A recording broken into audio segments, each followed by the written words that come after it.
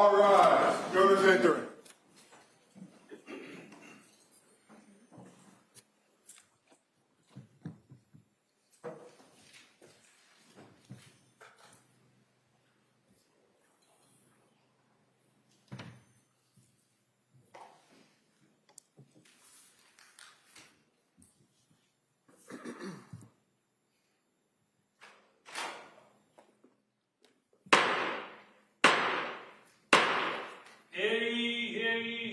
All persons having anything to do before the Honorable William Sullivan, Justice of the Superior Court now sitting in Plymouth, within and for the Commonwealth. Draw near, give your attendance, and you shall be heard.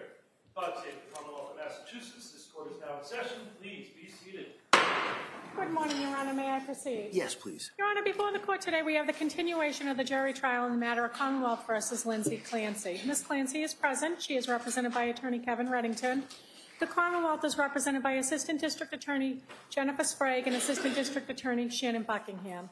All right. Well, thank you, Madam Clerk. Good morning, members of the jury. All right. It's nice to see everybody once more unto the breach, as they say. We're going to continue with this trial.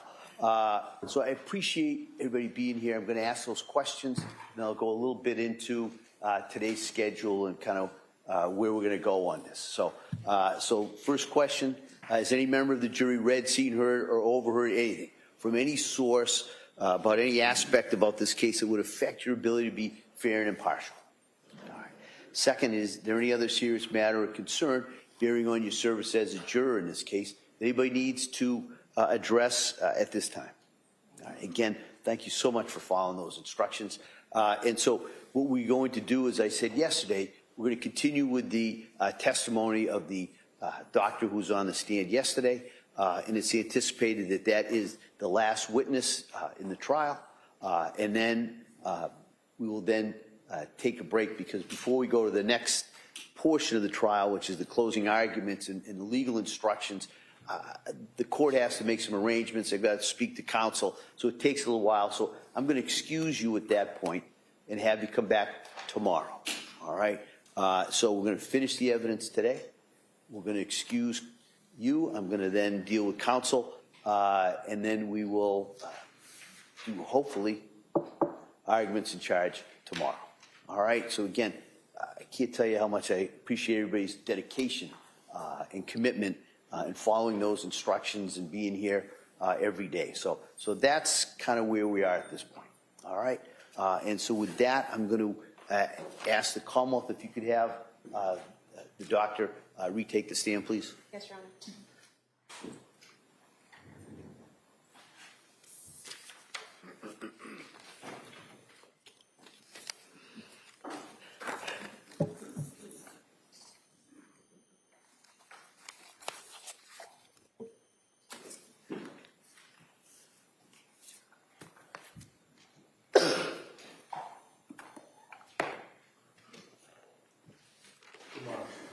Stop right there with your right hand to the front, please. Good morning. Do you solemnly swear that the testimony and the evidence you shall testify and that I now having between the Commonwealth and the defendant shall be the truth, the whole truth, and nothing but the truth, so help you God? Thank you, sir. You may be seated. Start, please. All right. Good morning, doctor. Good morning. All right. Attorney Sprague. Thank you, Your Honor. Good morning. Good morning. Yesterday, when we left off, you were testifying about the decision-making process of the defendant and what she told you about that. Going to what she told you about the voice and what it said to her, did the defendant tell you if that the voice told her where to kill the children? No. Did the voice tell her how to kill the children? No. Did the voice tell her what to use to kill the children? No. Did the voice tell her in what order to kill the children? No. Did the voice tell her where to try to kill herself? No. Did the voice tell her in what way to kill herself? No. The fact that the voice, according to the defendant, the voice didn't tell her any of those things, but instead just said, kill the kids so you can kill yourself. Is that significant in your evaluation in any way? Yes. How so? Well, in the small amount of time that Ms. Clancy had in the home without her husband. It was important in order to carry this out, as well as her suicide, to do this quickly, methodically, and the like. And so this is having no instructions as to how to do it, but being able to execute those decisions, including being able to get a phone call and then return it to her husband in the process of all of this. Certainly the phone call was not expected. That is surprising that she was able to accomplish all of this without any other kind of direction or plan. Does that indicate to you that she was making decisions about those things, about where and how and when? Your Honor, this is, again, for the record, direct examination is leading by objector that have a standing objection. Yeah, if you could just rephrase that. What does the fact that she was able to do all of that indicate to you, if anything? Well, it indicated that she had control of the sequence of what she was doing throughout. Doctor, you talk in your report about interpersonal psychological theory of suicide. What is that? Well, that has to do with the decision-making process or the capability for someone who attempts suicide. And are there 3 parts to that theory? Yes. And what are they? Well, one would be called aloneness, or the sense of isolation, people not understanding. So that is a real difficult challenge for people to face. They feel that they can't fully share with others. Another is burdensomeness. If someone feels that they are a burden to others, that is also something that we find is a component to those who make serious suicide attempts and completions. And the third is what I would call capability. So you can have that sense of aloneness.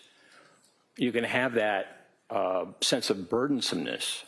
But if you don't have the capability of taking your life, you can be very suicidal, but not ultimately accomplish the suicide. It does not mean that you're not suicidal. But that issue of capability is one that's very difficult, because we have a natural will to live. And that is the most difficult thing for people to overcome. The thing that's the most difficult thing to overcome, that's the capability of actually committing suicide? Is that what you're saying? Correct. And this theory in the 3 parts, did you compare what Ms. Clancy told you and what you saw in the records to this theory, and have any conclusions about that? Yes. And what were they? Well, certainly, the documentation from the medical and mental health records demonstrates that sense of isolation she felt, even in the company of others. That sense that she was just having a problem that was difficult for her to understand, difficult for others to understand. And of course, the suicidal feelings that came about, and then ultimately those feelings about harming her children. This is not something that she could share. The sense of burdensomeness, she had planned to go back to work, as she had for her first 2 children, Cora and Dawson. And the time that she was expecting to go to work kept extending, because she just did not feel mentally healthy enough to be able to return to work and to function. And so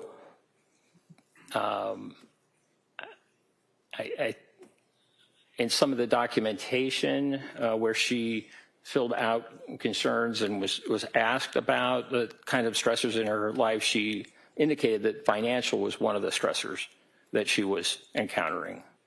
So to believe that her brain had been damaged, that she was not able to do what she loved, which was labor and delivery nursing, but also not in a position to help support the family, really was would be a burden for anyone, and certainly that sense of burdensomeness was something that I believe she was experiencing.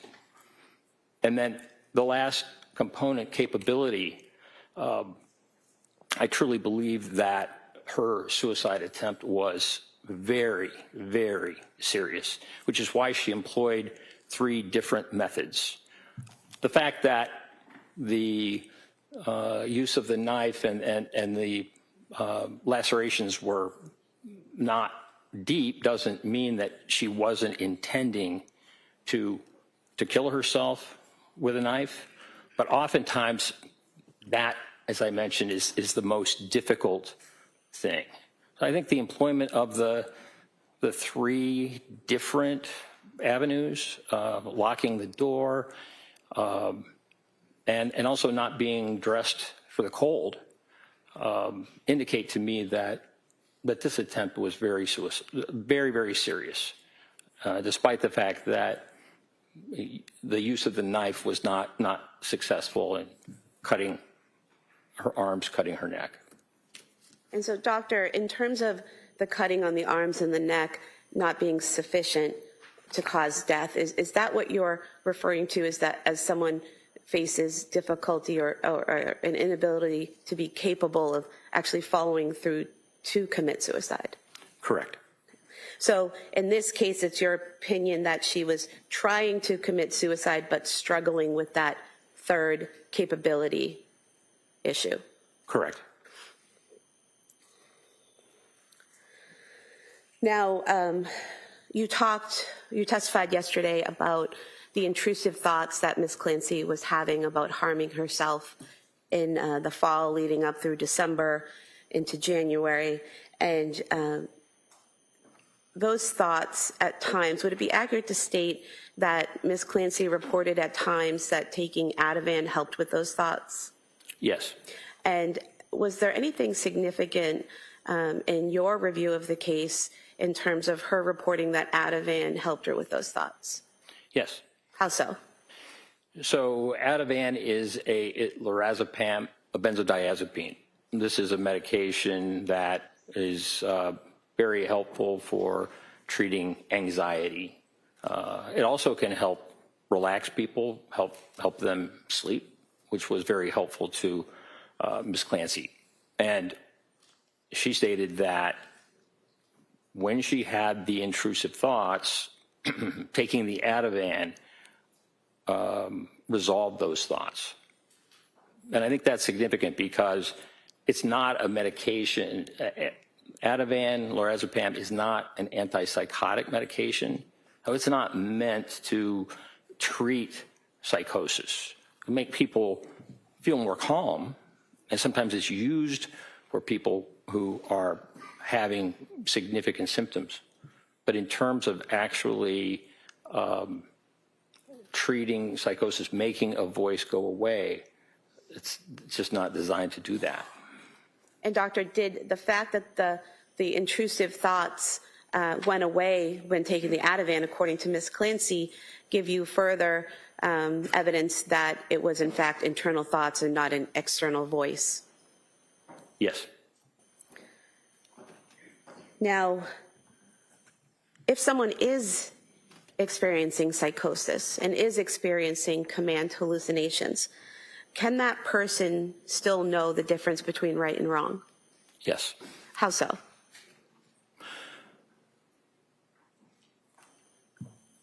Well, hallucinations, even command hallucinations, when they occur, do not propel an individual to automatically obey them. And in fact, many people will engage in behaviors to stop the actions that the voice is claiming. That's something that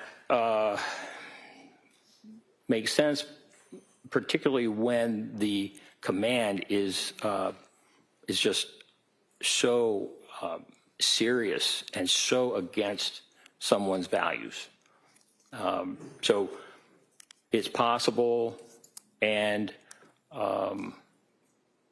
common for people to engage in behaviors to avoid doing what a command hallucination is saying. And doctor, is it possible for someone who is experiencing psychosis and command hallucinations to conform their behavior to the law? Yes. And how so? Is it basically what you were just telling us? Yes. If someone is having a command hallucination to do something out in public, but there is a police officer nearby, it certainly is possible for that person to choose not to engage in that behavior because of the consequences. Even though a voice might be saying this, there's other decision-making going on based upon the environment. Now, doctor, in your evaluation of Lindsay Clancy, did you come to an opinion to a reasonable degree of medical certainty as to whether or not she was suffering from a mental disease or defect on January 24th, 2023? Yes. And what was that opinion? I believe that Ms. Clancy was suffering from a mental disease or defect, and I felt that based upon the presentation, a bipolar II diagnosis seemed to make the most sense given the symptoms of insomnia that she had that were precipitated by the Zoloft. And this was just very, very significant. And while it didn't fulfill all the criteria or many of the criteria, if she were a patient of mine, I would diagnose her as bipolar II, because I would want to make sure that any doctor who saw her afterwards would be very wary of using an SSRI antidepressant in treating her. And doctor, you mentioned the drug effect, Zoloft had an effect, and SSRIs might have an effect. Is there a difference when you're treating someone and they're taking medications between being over-medicated and having an adverse reaction to medication? Yes. And what is the difference? Well, when we think about side effects, that is an example of a medication having a response. Now, sometimes we have side effects when we're not necessarily over-medicated, but we put up with those side effects.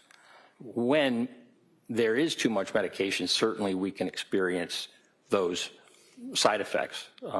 For example, over-sedation, or there are some medications that can cause stimulation, so people are not able to sleep.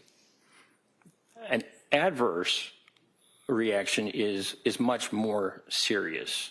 An adverse reaction could be, for example, an allergic reaction that could cause death, or some type of reaction that you don't see in most people, but has been reported. So there is a difference between side effects, no matter how difficult they are, and what we would call adverse effects, which can be extremely serious. And in your review of the records of the medications that the defendant was prescribed from September through December, did you see any evidence of her having adverse effects from the medication?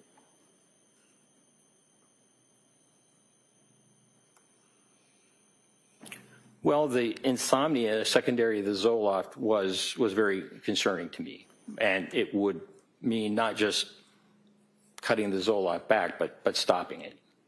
I would say that the Zoloft was in precipitating insomnia. I mean, she reported 48 hours straight of not being able to sleep, that was an adverse effect. And an adverse effect really requires one to stop the medication.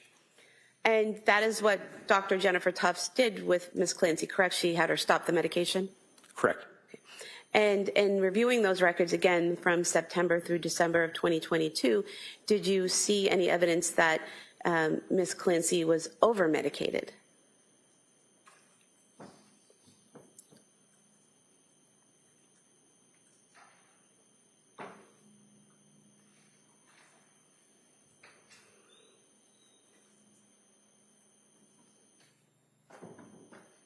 She experienced some significant side effects from some of her medications. She was given, I think, nurse practitioner Paul gave her clonazepam, which is also a benzodiazepine, and she really had an uncomfortable reaction to that. Just woke up and felt quite confused. So she stopped that medication, understandably. Seroquel is a medication, quetiapine, that at high doses can cause some significant side effects. At lower doses, it generally helps treat insomnia. At higher doses, it can have more significant effects. And in terms of just ability to think and organize one's thoughts. However, Ms. Clancy, in December of 2022, chose at that time to continue on Seroquel, a combination of Seroquel and Valium. Nurse practitioner Gelada had suggested another medication, olanzapine, Zyprexa, which she's taking now. And Ms. Clancy asked that she continue on the Seroquel at that point and the Valium. So, it's a challenge. One has side effects, but one also sees benefit in the medication. And certainly that combination at that time, I think it was around December 7th, December 9th, that was really helping her sleep. And so she asked to continue on those two medications. So I guess when I ask about over-medication and you talk about the side effects of the medication, there seems to be a disconnect between maybe what a layperson calls over-medicated versus what the medical definition of that is. So is what you're saying that being over-medicated medically means having side effects to the medication? Well, no, not necessarily. So what does over-medicated mean to you in your profession? Well, if someone were to prescribe a medication that was beyond the limit that safely can be prescribed, for example, it's possible to be toxic on, say, lithium, which is a medication that she took for a while she was at Tewksbury. And if I were prescribing, say, 1,200 milligrams of lithium twice a day,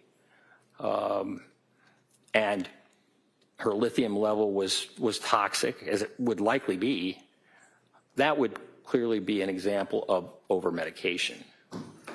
And did you see any evidence of that scenario in the defendant's records that she was prescribed too high a dose to make her be at a toxic level of any medication?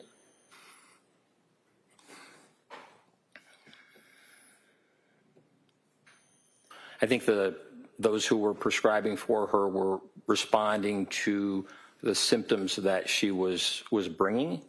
There was a kind of a rapid increase in the dose of Seroquel, and that higher dose of Seroquel was, she did not, I believe she was ultimately prescribed at 400 milligrams, and she never ended up taking that. But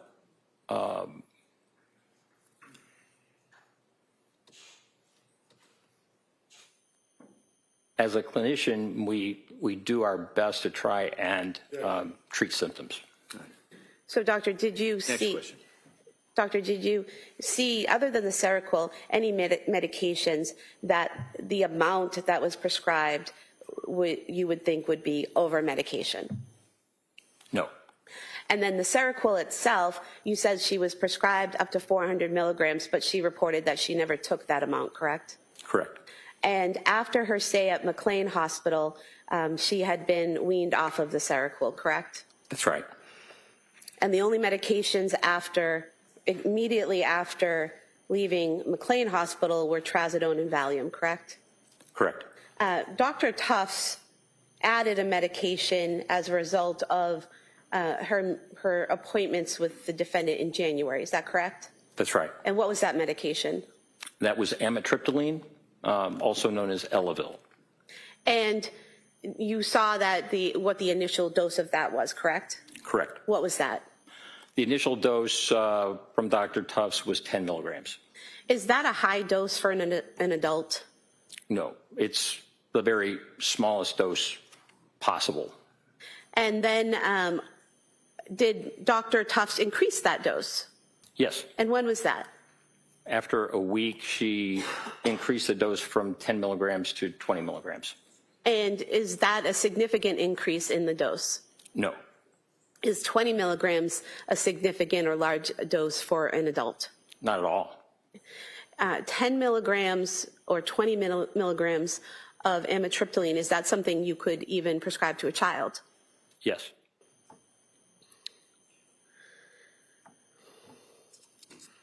Now, doctor, based on your review of all of the records and your meetings with Ms. Clancy and your collateral interviews, did you form an opinion to a reasonable degree of medical certainty as to whether or not Lindsay Clancy on January 24th, 2023 could appreciate the difference between right and wrong? Yes. And what was that opinion? My opinion is that she did have the capacity to appreciate right from wrong. And what do you base that on? Well, on a number of things. Ms. Clancy had just met with her psychiatrist, Dr. Tufts, the day before. And in that discussion with Dr. Tufts, as documented, she denied suicidal ideation, and she also denied thoughts of harm to others. And also there was an ongoing conversation regarding future possible treatments, esketamine or TMS, which I spoke about yesterday, that could be employed to help her. Also, with regard to the appreciation between right and wrong, the planning involved prior to the strangling of her children, I thought was significant. The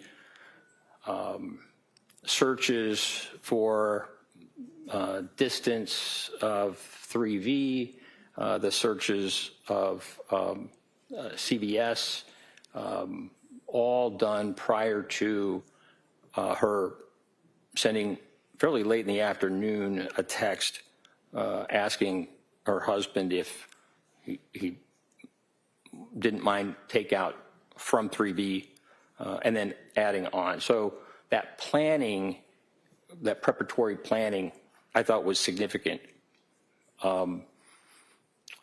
The avoidance of witnesses. You know, a witness during a time when one is committing a crime can intervene, not just report, but also intervene.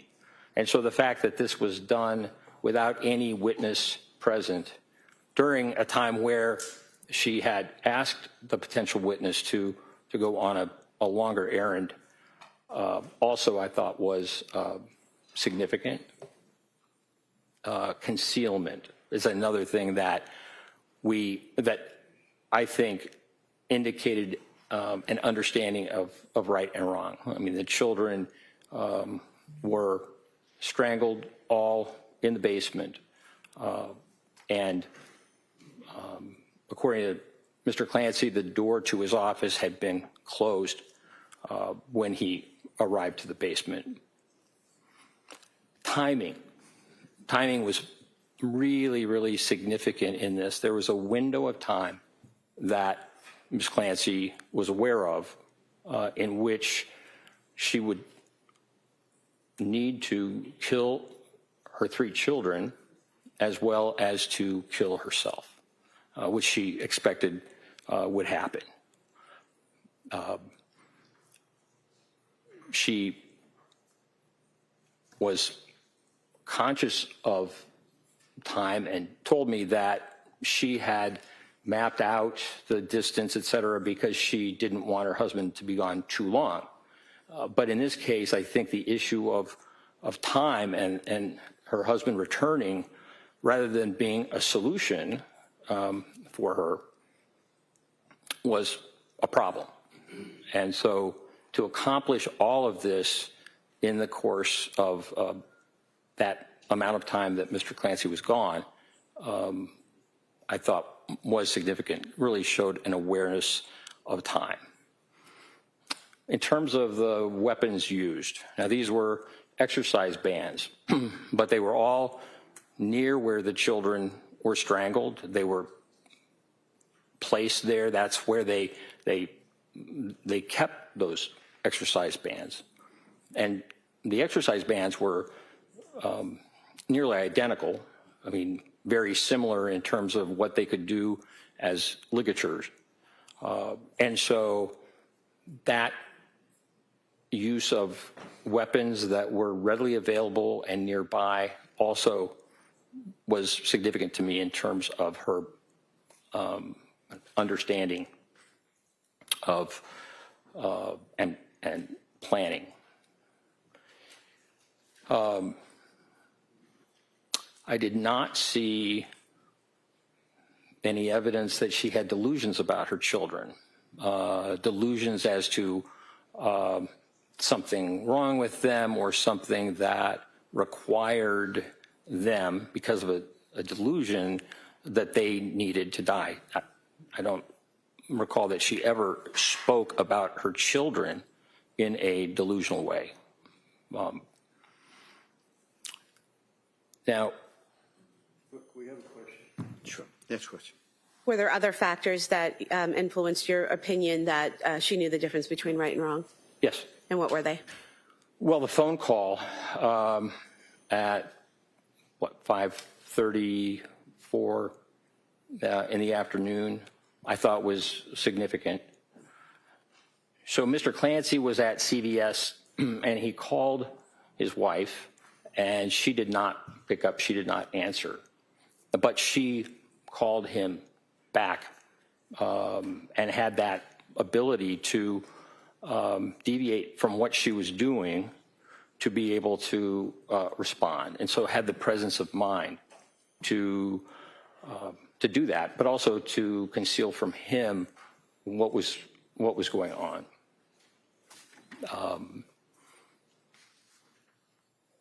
Locking the door is another example. I mean, certainly Ms. Clancy was aware of time and the limited amount of time to accomplish this, but by locking the door, it kept her husband from being able to enter the bedroom and therefore being able to see what had happened. So delayed that time. On arrival, her husband asked her what happened, and she did not confess. She did not tell him what had happened other than I tried to kill myself. She also did not report auditory hallucinations, but rather said that the children were in the basement. It's my belief that she expected to die, and that by the time Mr. Clancy arrived, she would have successfully been able to take her life. And sir, did you form an opinion to a reasonable degree of medical certainty as to whether or not Lindsay Clancy on January 24th, 2023 had the ability to conform her behavior to the requirements of the law? Yes. And what is that opinion? Well, if we look at that day, we know that in the morning she took Cora to a pediatrician's appointment. And all physicians receive training in psychiatry, no matter what specialty they go in. That's part of medical school. And so, like other doctors who had seen her who were not psychiatrists at appointments and whatever, the pediatrician also did not notice any unusual things about her. She did not, she was able to conform, right, to the type of behavior that a concerned mother would engage in. She was able to drive to the pediatrician's office and then back. And the day was really one of significant control. The activities that she engaged in that day, spending time with her children with Play-Doh, taking them outside to build a snowman, sending photographs of the children to her mother, to her husband on Instagram, fixing lunch, and also fixing dinner for the children. So the activities of that day were controlled, as were the activities in terms of the planning that we already mentioned. So throughout the day, I mean, she was methodical and quite controlled and organized, even in that space of time that was short. There was a lot to do in terms of killing her children and also killing herself. And I would say that the last point with regard to conforming to the law is that when she received the phone call from her husband, she did not report to him that she was in distress, that she was having hallucinations, that she needed help. So with that phone,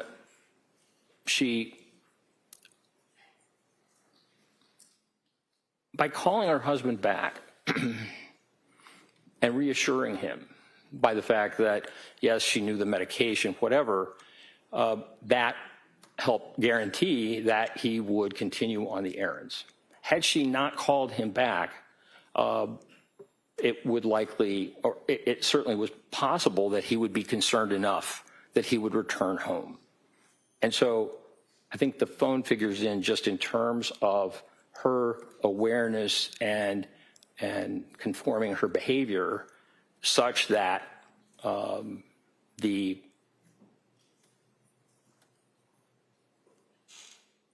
strangling of her children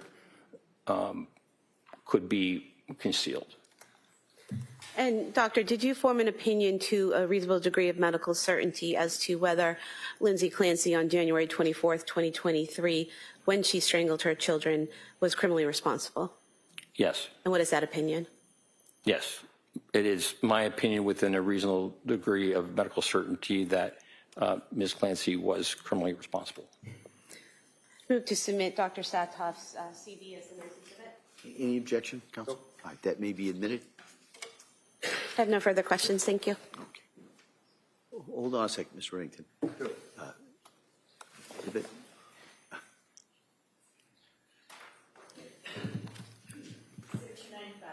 understood. Thank you. All right, Counsel. Morning. Good morning.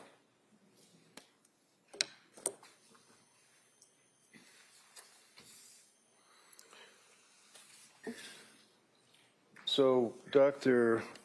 Sartoff, as I understand it, you conducted your investigation or examination of Lindsay by Zoom, correct? Did you say by June? Sorry, Zoom. You know, By Zoom, okay. Television. I thought you said because it was the 4th of June. Yes, sir. Okay. And can you tell us when you were first engaged by the district attorney's office to assist them in this case?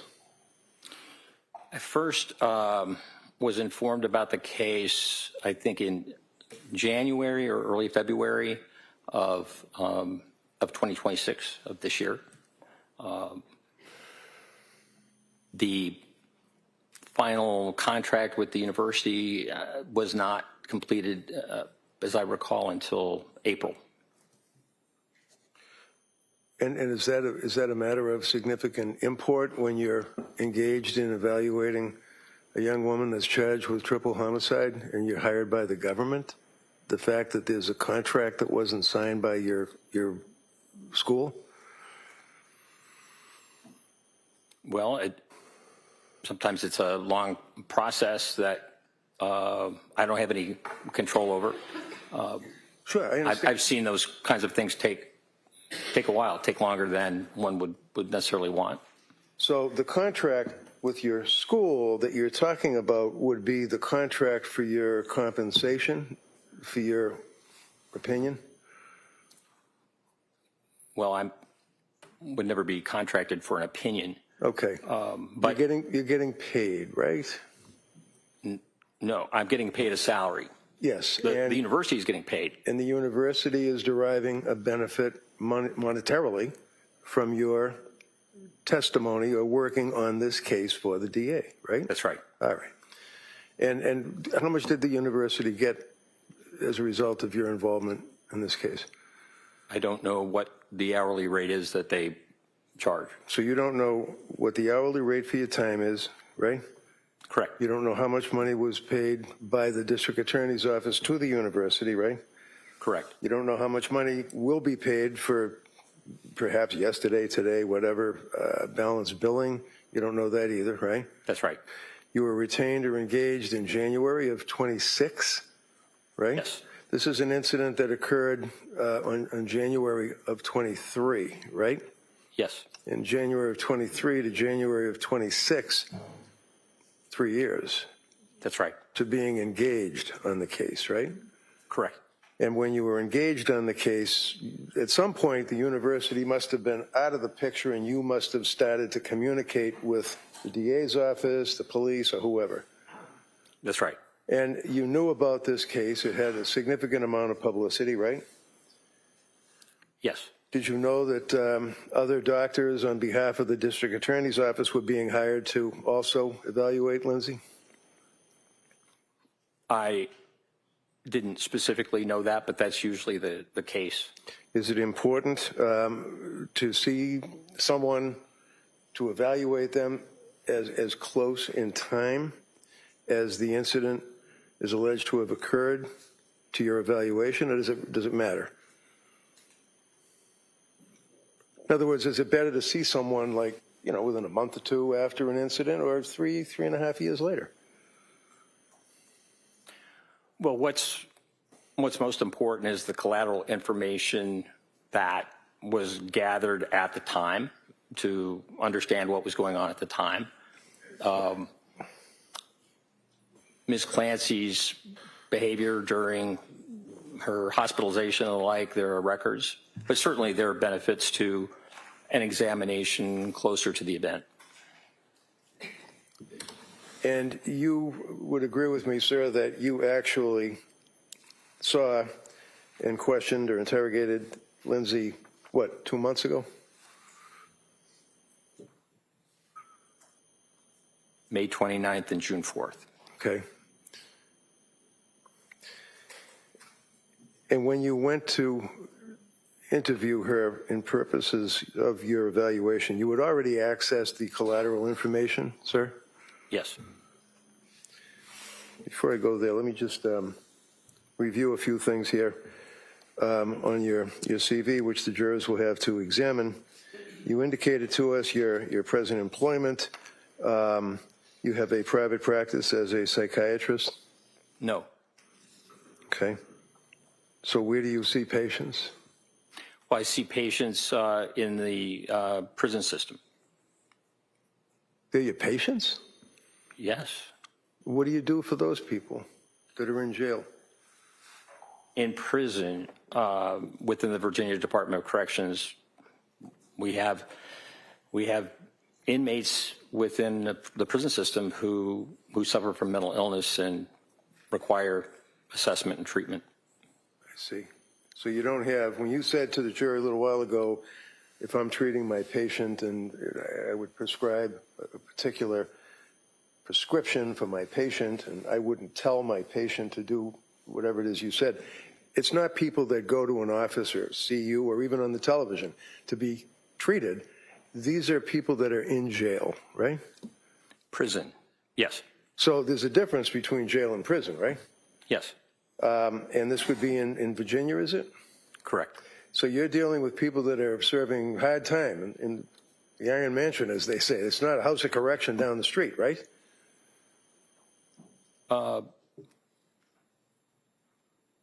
I see patients who have different varying sentences. Some have life sentences. Some are scheduled for release, in the coming month. So that really varies. And you work on behalf of the state to evaluate prisoners to determine whether or not they are fit, if you will, to be released into society, right?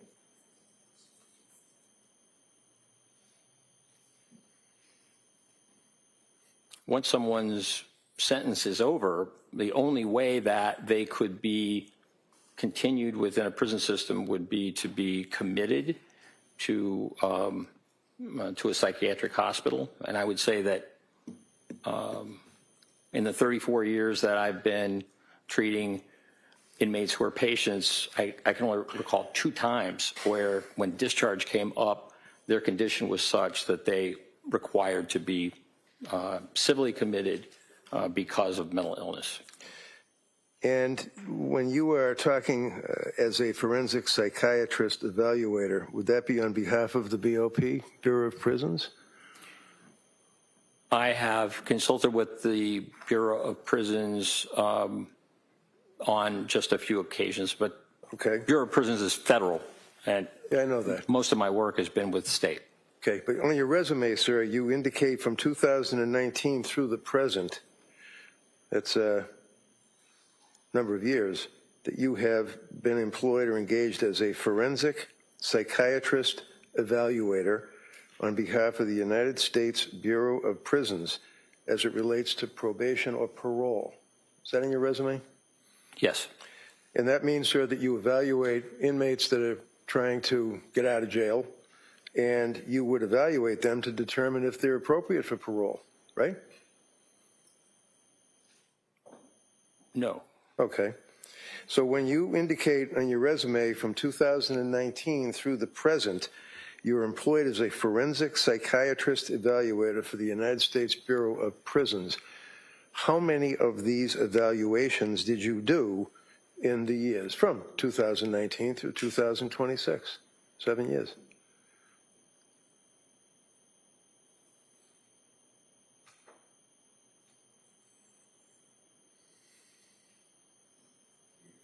I think I've done 2 or 3.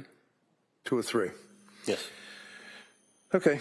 2016 through 2022, you're engaged as a consultant psychiatrist for the Elson Student Health Center. What is that? That's the Student Health Center at the University of Virginia. So that serves students who are at the university. And like what? I mean, do you evaluate them? Do you treat them? Do you analyze them? What do you do for college students? My work with the university and the health center really had to do with students who were having difficulty and had left the university and were interested in getting back. And so I was part of a 3-person panel to evaluate the students to see whether or not it would be appropriate to bring them back to the university. And what, were they like thrown out of the university, or they were disciplined or something? Why would you bring them back? What does that mean? Well, if there was an event that caused concern, potentially was a threat, for example, then just for the student safety and the safety of all, they would leave the university in order to get the type of care that they needed. And then if they want to come back, then I was part of a panel that would evaluate these students and make a determination about whether it was safe So these for are them the to come students. back. I'm sorry, I cut you off. Go ahead. Yeah. No, that's all right. Okay, these are students, right? Correct. In college, right? That's right. That have been thrown out or disciplined or suspended or something, and they're trying to get back into school, right? That's right. And when the parents of the students come, they retain you to advocate on their behalf? No. No, you work for the school, right? Correct. You evaluate them and then back the school up so that these kids can't get back into the school, right? Can you ask that question again? No, that's all right. 1999 through the present, you work for the United States Department of Justice, the United States Department of State, right? Yes. Okay. And that would be the United States Attorney's Office, the prosecutors. Like they're the state prosecutors, you got federal prosecutors, right? Well, federal prosecutors and defenders. I've worked with both. Well, the defenders certainly don't work for the United States Department of Justice or the United States Department of State, do they? I was under the impression that federal public defenders were under the umbrella of the Department of Justice. No, that's called the CJAC. That would be a totally different group of people. Those are people that defend people to try to have them not be abused by the system, if you will. Yeah, that question be stricken. 2015, you're a psychiatric consultant for the Virginia Office of the Attorney General. Another prosecuting arm, right? Yes. 2013, Virginia Department of Virginia Department of Corrections, least restrictive measures for segregation. You evaluate people to determine if they should be in max or disciplinary unit as opposed to general population. Is that what you do? Yes, I've been asked to do that. Okay. And you certainly don't advocate on behalf of the prisoners that are being placed in seg or being placed in those closed units with higher security, right? No, that's not true at all. The National Security Expert 2007 to the present, Oak Ridge United Associated Universities. What is that? Yes, that is a group that that does research with the Behavioral Analysis Unit and the National Center for Analysis of Violent Crime, and I have done work with them. Okay. Critical Incident Analysis Group, CIAG, University of Virginia. Yes. Okay. Behavioral Analysis Unit, as you told us yesterday, for the FBI at Quantico, right? That's right.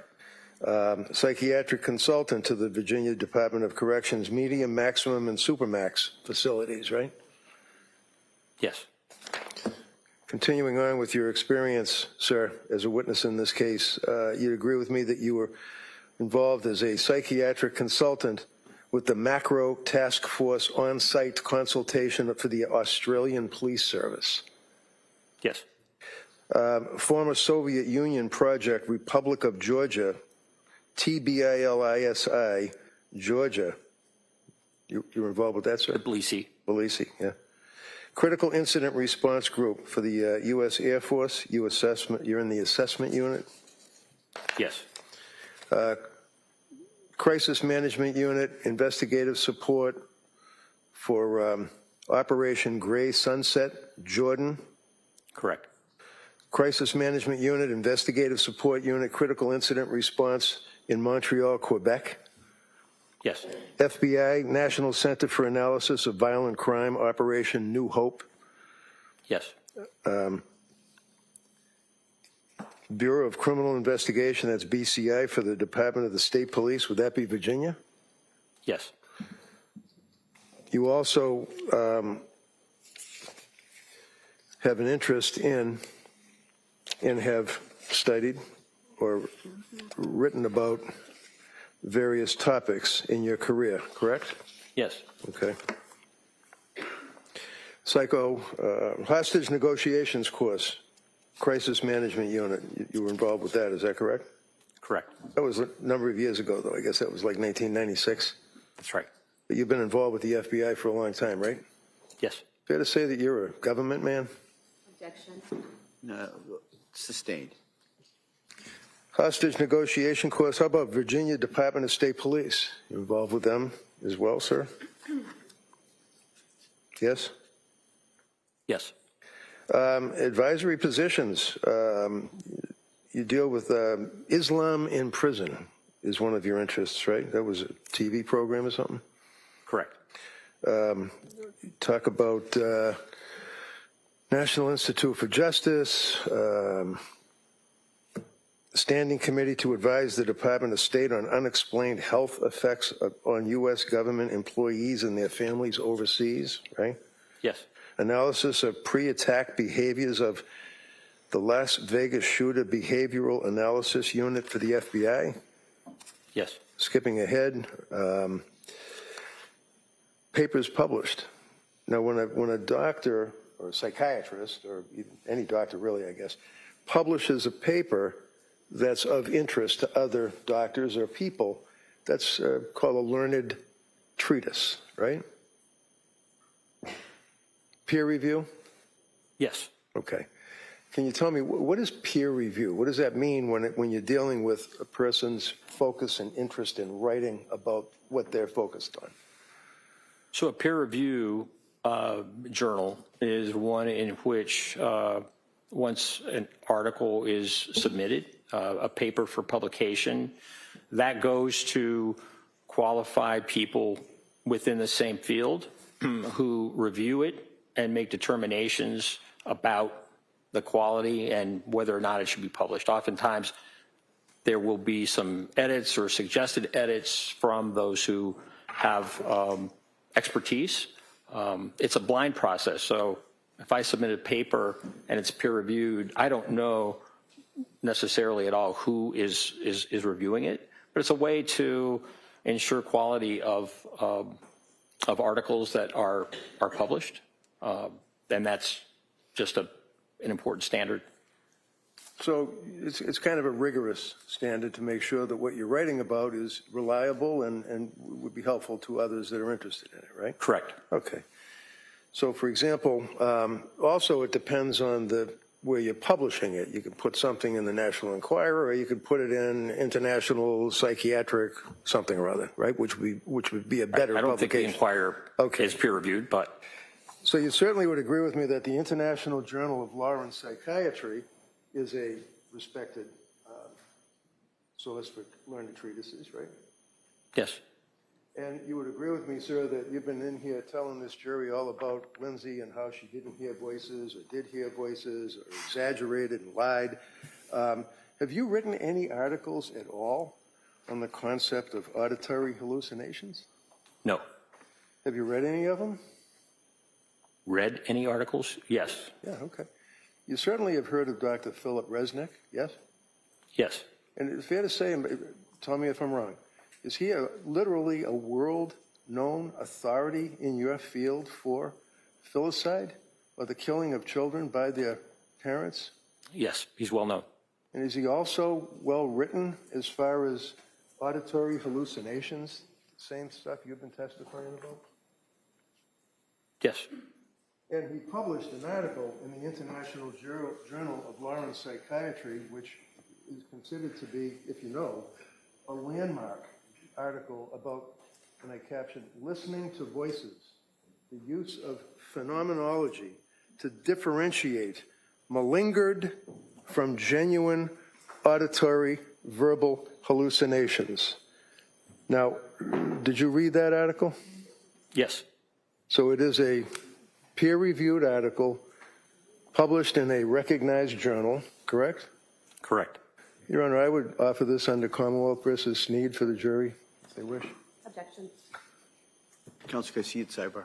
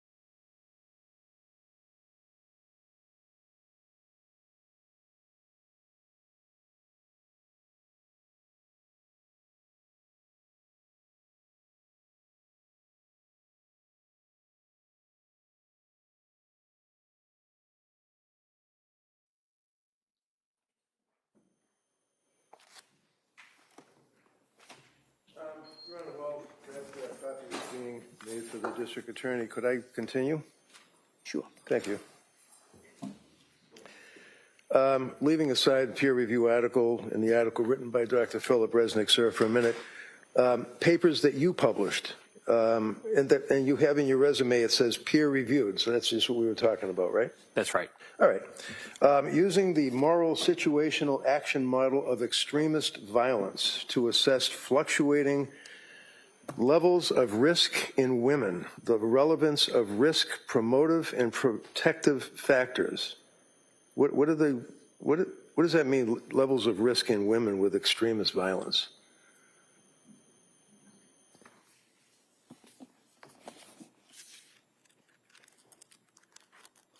We're looking at risk assessment in terms of violence and what may be mitigating factors. In other words, decreasing the risk or the threat, or increasing, that would be enhancing factors. But this is looking at a group in terms of research. And it's research about women that are involved with extremist violence? Yes. Okay. Assessing, strike that. Using the moral situational action violence risk model for assessing women involved in extremist violence, an empirical study. Is that a similar article? Yes. Operationalizing theory, a moral situational action model for extremist violence. That would include guys plus women, I guess, right? I'm sorry. That would include men plus women, I guess, right? Because it doesn't Yes. say women. Suicide, terrorism, performance, violence as a public plunge. You wrote that, right? Correct. It's another interest. Crisis leadership and military community resilience. You wrote that, right? Correct. Painting by numbers, capturing the pathology of socio-political conflict, dealing with depression amongst Palestinians. You wrote that, right? Correct. Psychological challenges of bioterror. You wrote that, right? Correct. Trauma and intergenerations transmissions in Kuwait. You wrote that, right? Yes. Recognizing borderline personality disorder in the family practice setting. You wrote that, right? That's right. Mortality among elderly patients discharged from a state hospital. It's one of your interests, right? That's right. Postpartum psychosis induced by bromocriptine. That's the one that you told the jury about originally that you published 40 years ago, right? Yes. Okay. Morality and the radicalization of women. What is that? What was that all about? Could I be refreshed with that? I'm Sure. It's just, I mean, you can look at your resume if you wish. I'm just going through it. It's under B, books and chapters. This one is the first one, and it deals with radicalization of women. A handbook, I guess, for terrorism studies. You remember that? It's only 4 years ago. Yes. Okay. Application of big data for national security, a practitioner's guide. You wrote that, right? Correct. I was one of 4 editors. Crisis guide of psychoactive drugs and poisons for the crisis negotiation unit. You wrote that, right? That's right. International handbook of threat assessment, right? Yes. Protection of children during armed political conflicts, a multidisciplinary perspective, right? Yes. The negotiator's guide, like when somebody's locked in a building and they're threatening to kill people or something, the negotiator's guide to psychoactive drugs, 2nd edition. You wrote a chapter on that, right? That's right. The negotiator's guide. And it goes on and on with the negotiators and things like that. Terrorism negotiators, right? It's fair to say that's your focus? Correct. Well, Well, I know you can talk about postpartum, but I mean, I'm asking you if your resume that you prepared, I imagine, well before you were hired by this DA's office, sets forth your interest, right? yes. Okay. The characterization of negotiation as trying to stop killers is not accurate. I'm probably wrong. Comprehensive. I apologize. You see it on TV, the negotiators, and they're trying to help people that are being kidnapped On a bridge, On in a bridge, crisis, yeah. something like that. So, Just a few more, Doctor. Panels and symposia.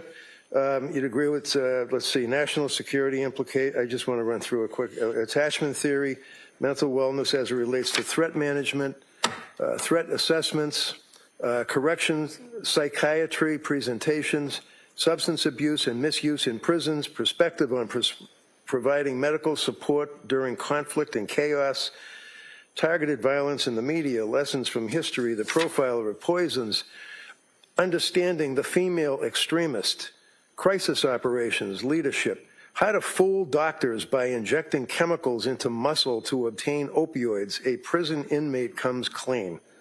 Did I read all those topics correctly, sir? correct.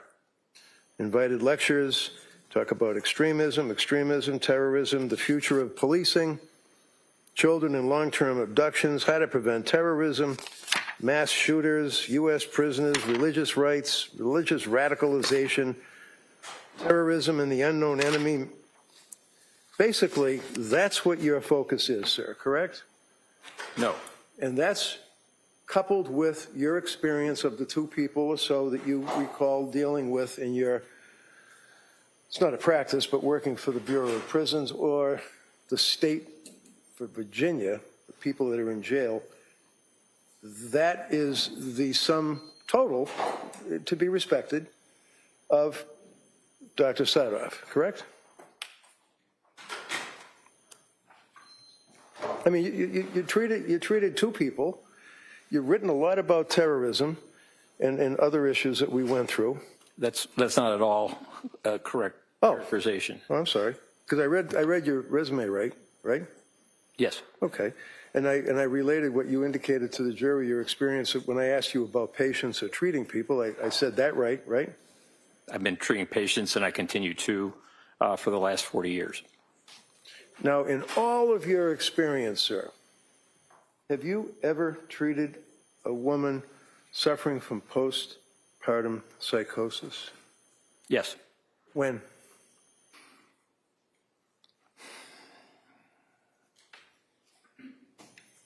In the late 1980s and also during the 1990s when I ran a unit in a state hospital. So this would be women, 1980s, about 30 years ago or 20 years ago, depending on which one, in a prison that you were... No. Oh, it wasn't. In a state hospital. State hospital. Were they Correct. committed? Were they there because they wanted to be there, or were they committed by order of the court? Yes. Yes, what? Usually committed. Okay. So other than that, sir, do you have any interest, writing, knowledge about postpartum depression, postpartum psychosis?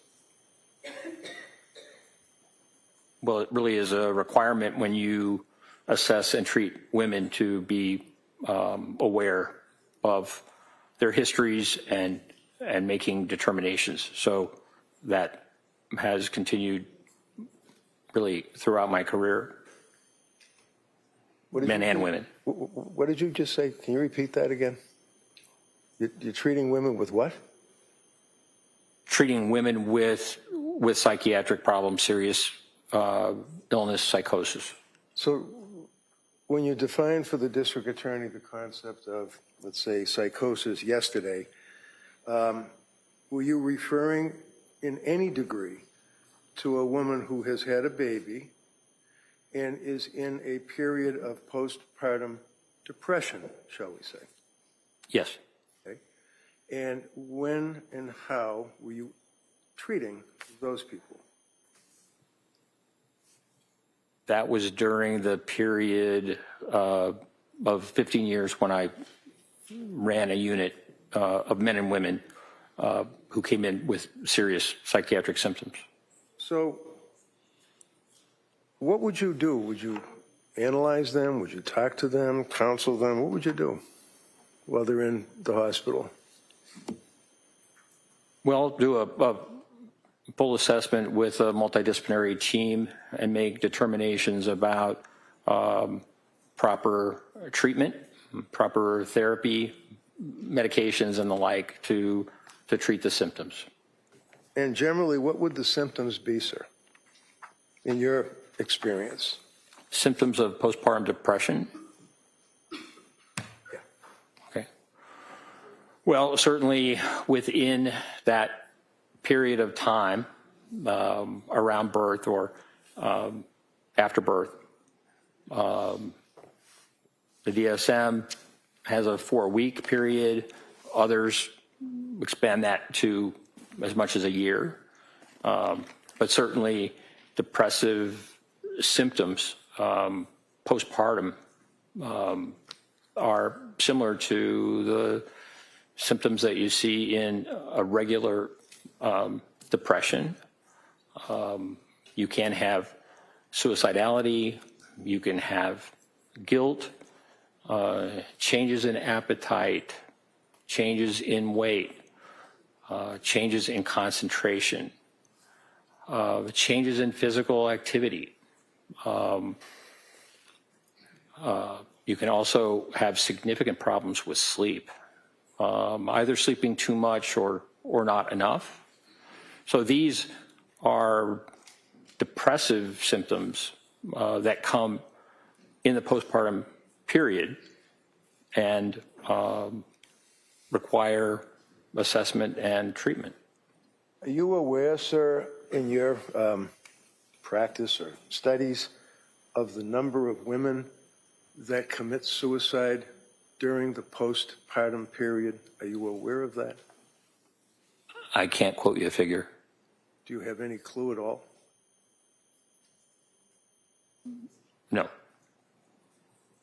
Would you agree with me, sir, that one of the unfortunate components of a woman who has had a baby and is suffering from postpartum depression and living with it, that can, on a dime, turn into postpartum psychosis very quick, right? It can be rapid. And you indicated, sir, that there, according to the DSM, is a 4-week cutoff for symptomology, and then you mentioned that there are others. Is it the World Health Organization that you said that talks about a year? Correct. There are some other psychiatric organizations that talk about different periods of time, 6 weeks, 8 weeks, right? Correct. So when a woman is dealing with these symptoms and goes to a doctor, or even you, when you're treating, as you indicated 15, 20 years ago, you were treating, is it important to take a blood test? I'm sorry, can you repeat that? I'm sorry, my bad. Is it important to take a blood test? Is it important to take a blood test? Yeah, you just went through the whole thing about we're going to have the team and they're going to evaluate and we're going to prescribe. I'm just asking, is it important to take a blood test of the patient? It can be. Based on what? Based on the presenting symptoms, based on the history, based on medical history. For example, if someone has recently been in a hospital and been treated, there may not be a necessity for drawing blood again, depending on the types of symptoms that you encounter. It's not a standard that everyone who presents to a psychiatrist requires blood tests.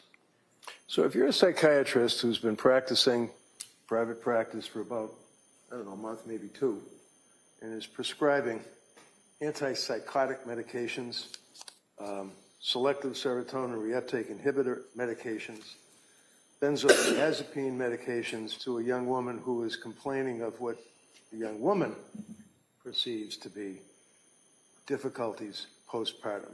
Is it important to take a blood test to find out what, if any, prescription drugs they have on board in their system?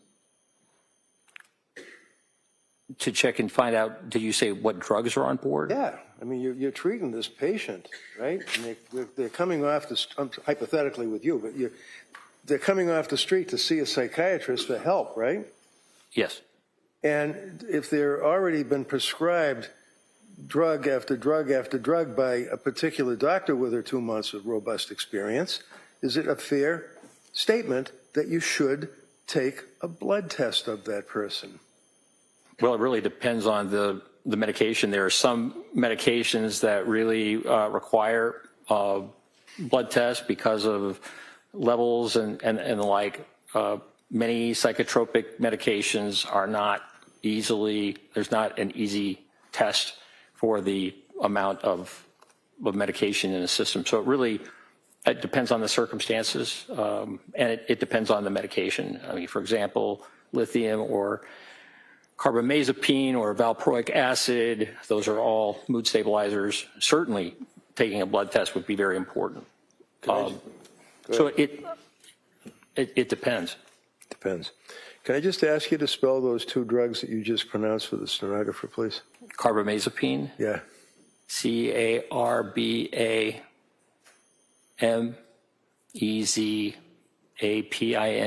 Okay. Valproic acid, VALPROIC acid, also known as valproate, VALPROATE. And did I mention lithium? That's not a hard one. The record has to be accurate, that's all. Understood. Okay. Now, doctor, are there other tests in your experience that are or can be or should be administered to a young woman or a woman who's had a baby and is coming to a doctor like Dr. Tufts, for example? Are there other tests that can be administered to determine if, in fact, that person is suffering from postpartum depression? I'm not aware of any specific test that specifically diagnoses depression. Years and years ago. Postpartum depression, sir. Pardon me? Postpartum depression is my question. Correct. Depression. I know you want to say it's the same thing, but postpartum depression is my question.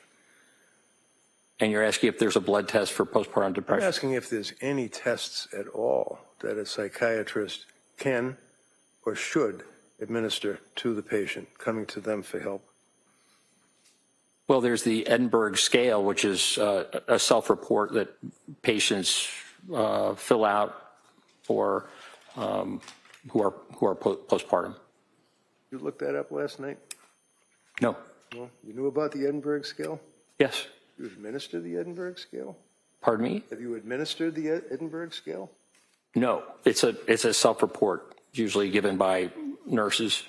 Nurses, okay.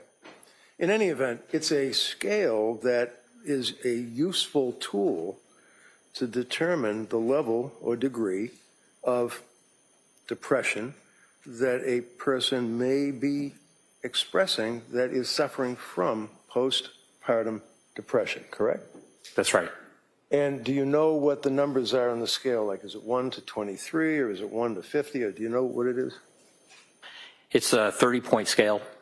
And when you say So 1 to 30, as I understand it. And when you say a self-report, the patient would then advise what symptomology they're suffering at that particular point in time, right? Correct. And then the doctor would then determine whether or not there is a risk or an extreme risk or a deadly risk of this person committing suicide, harming someone else, whether it's a baby or anybody else, and determine what the level of their postpartum depression is, right? Yes, it can help. And did Dr. Tufts administer Edinburgh test to this young woman? I know that Ms. Clancy, there were a number of Edinburgh tests that were given to her, so that there are some scores in her record. I can't recall which practitioner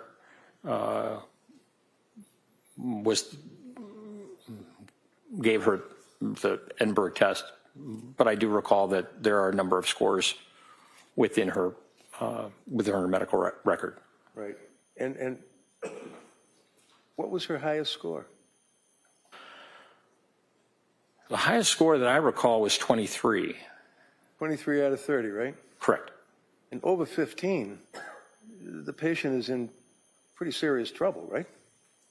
Over 15 is concerning, definitely. Right. And she was 23. Right? Yes, I believe so. I think they ranged from 19 to 23, just Right, from my they memory. increased as time went by, right? She was getting worse, Correct. right? Yeah. All right. And in addition to the regular blood test, which costs like, I don't know, about $100 to administer a blood test to see what somebody's got in their system. It's not a lot of money, right, for the insurance company. I just didn't hear you. Blood test. It's not a lot of money for an insurance company to pay, right? To cover. Correct. Okay.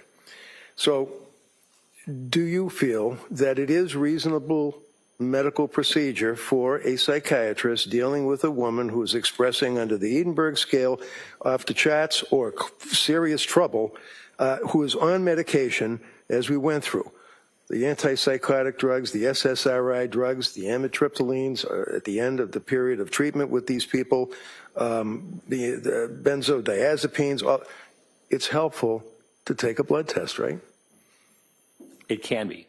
And is that, in your opinion, sir, to a reasonable degree of medical certainty, a step that should be taken by a competent doctor? That taking blood tests can be appropriate, yes.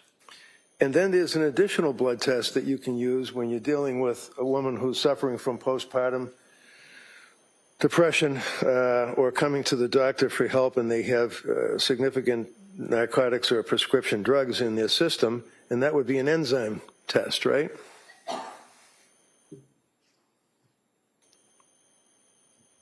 I'm not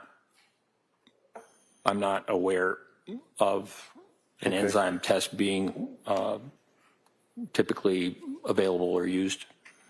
Well, it costs a lot of money, doesn't it? Like it costs a couple of grand? I don't know. All right. In any event, sir, are there any other concerns that one would have if they're competent and they're treating somebody that's come to them for help in addition to a blood test and perhaps enzyme test to determine the metabolizing aspect of the person's system, metabolizing or processing these drugs that are in their system, the enzyme test? Are there any other tests or concerns that you have with a woman whose postpartum depression complaints come to your doorstep? Well, depending on the presentation, sometimes it's helpful to check thyroid function. That can certainly be a cause of psychiatric symptoms. Did they do a thyroid test on Lindsay? No. That's not a lot of money that the insurance company would complain about, right? Correct. One of the things that I just don't want to forget, sir, is that the district attorney asked you, while we're talking about the drugs, about the Lamictal, otherwise known as lamotrigine. Did I pronounce that right? Lamotrigine, yes. Lamotrigine. And she said that Lamictal, it has a side effect of a rash, right? You recall that, sir? I think I said serious rash. No, I think she said rash. You may, it's up to the jury what their recollection is, but you may have said serious rash, but we both agree. It's a serious rash, right? Yes. In fact, it can be fatal, right? In very rare occasions, yes. It can be fatal, right? Yes, in very rare occasions. Well, if one person out of 1,000 gets Stevens-Johnson syndrome or prurigo nodularis as a result of taking that medication, that's something that we should not tolerate as doctors, right?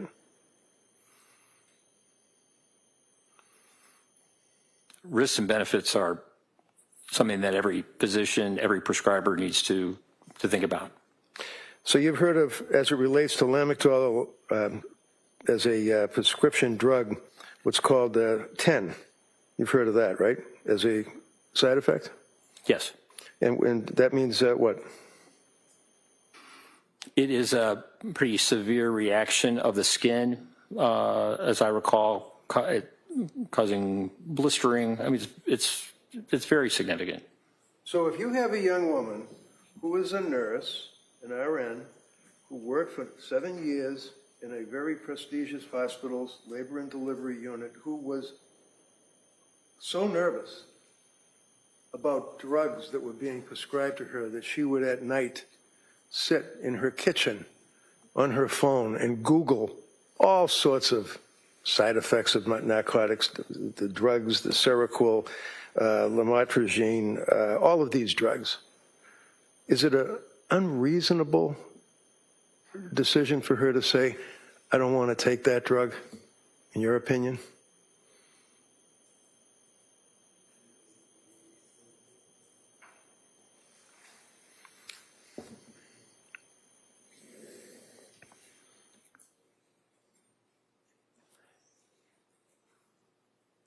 It seems like you're asking, is it reasonable to decide not to take the drug? Yeah, that's what she did. That's what you told us yesterday. That's what the DA asked you yesterday, right? It was a decision that she made.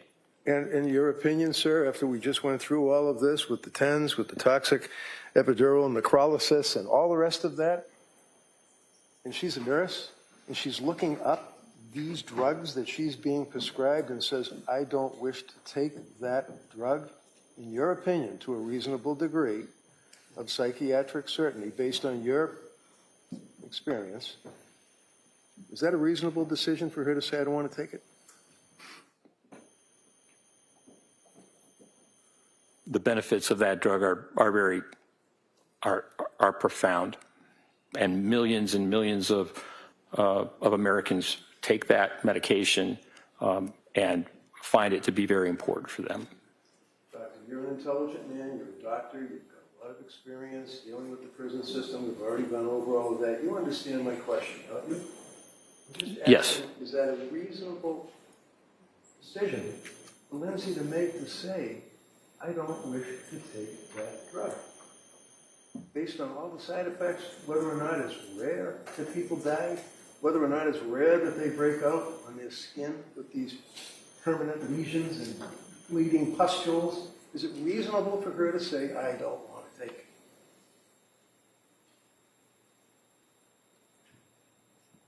it? In her mind, it was. Yeah.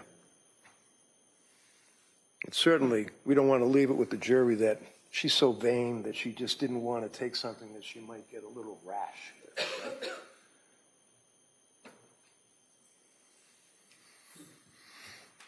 In any event.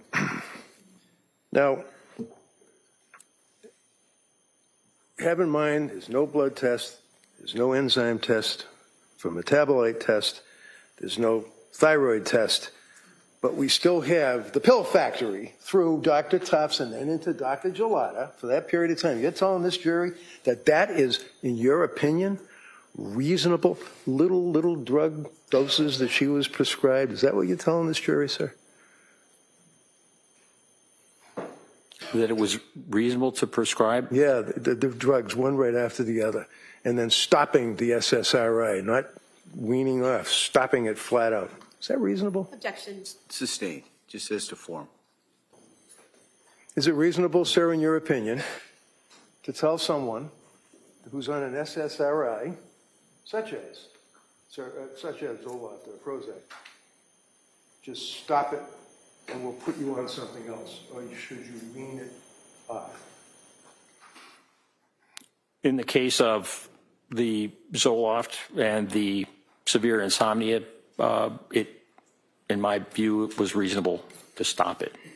And then prescribe new drugs?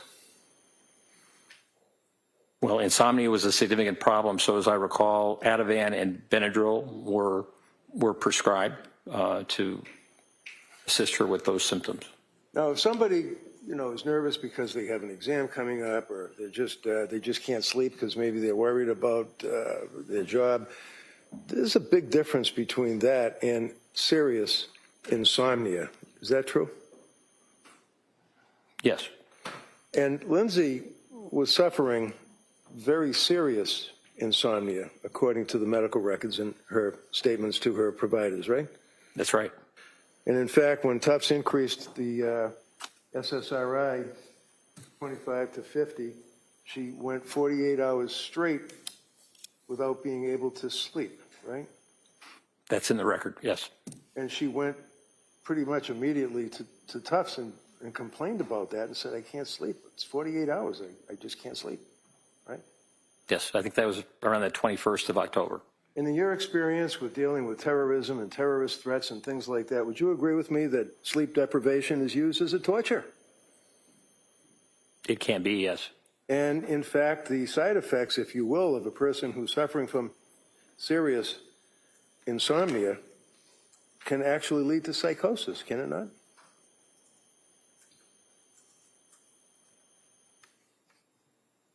Yes, it's possible.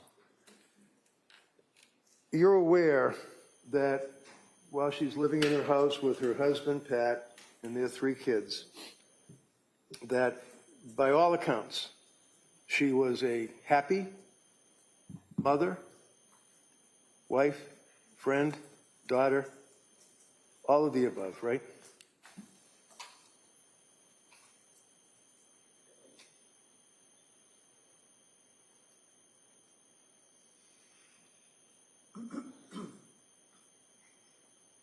No. So as the summer progressed, is it your understanding from Dr. Sadoff's investigation in this case that Lindsay Clancy and her husband, Pat, and their kids during the summer of 22 were not living their best life, enjoying life? The summer was very good from Callan's birth really through much of August. Through the time that Patrick Clancy was at home, that first 12 weeks was really quite good. And then it went sideways, right? She started having some concern about anxiety, right? She did.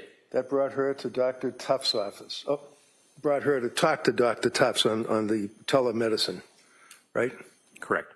And then she started getting her prescriptions, such as the SSRI at 25, SSRI increased to 50, 48 hours without sleep, went back to Dr. Tufts, more medications prescribed, right? Yes. Was she in rough shape in October of 2022 after dealing with Tufts for about 3 weeks?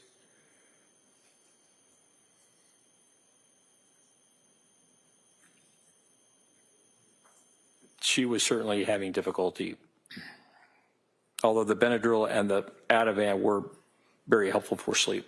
Okay. I'm just going to grab this item here. I'm just going to kind of hold it. In your investigation, and look, you did look at the text messages and all the stuff that was on Lindsay's phone. Right? Yes. Her life was pretty much turned inside out, right? I mean, government got access to every text message she sent, right? Yes. Every email that she sent, right? Yes. Every memo that she wrote on her phone or on her computer or whatever, right? Yes. Every journal entry that she ever wrote during this period of time, we have it all, don't we? Yes. And in October 20th, sir, did you see this text where she texted her mother and said, "Mom, will you please come up and stay with me a bit? I'm really sick. Something's wrong. I had horrible insomnia all night. I just don't know how I'm going to get through the day. I started to take medicine the doctor prescribed for anxiety, and I think it's made things worse. It's just really scary. And I don't..." Did you see that? Yes. So she wasn't doing well in October, was she? Correct. And continued to see Tufts, right? Yes. Gelada, right? Nurse practitioner Paul and then Gelada, yes. Okay. Now, in your investigation of the medical records, would you agree with me that Lindsay was not running around from doctor to doctor to try to physician shop, to try to get drugs so that she could get high or use the drugs? That's not what she was doing, was it?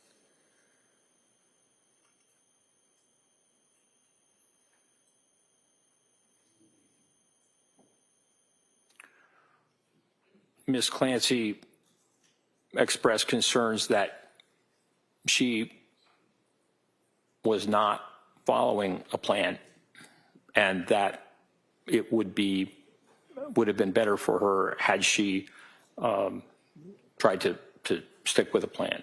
Is that one sentence in all of the medical records where it makes reference to the fact that she said something like, I should have stuck with the plan? Is that what you're referring to? Yes. Okay. My question, sir, was Dr. Tufts, Dr. Paul, Dr. Gelada. Nurse practitioner Paul and Gelada. I apologize again. That's right. My bad. Nurse practitioner Gelada. Up to that point, bringing us into November, these people and other emergency room visits that she had, she was not going out looking to score drugs off of drug prescriptions. Is that fair? Correct. And she, in fact, looked up Tufts, but she didn't even know who Tufts was. She went online and Googled postpartum depression and found an expert. Isn't that right? That's my understanding. But she was only practicing for like a month or two. Was she, in your opinion, to a reasonable degree, a psychiatric certainty, an expert? Objection. Overruled.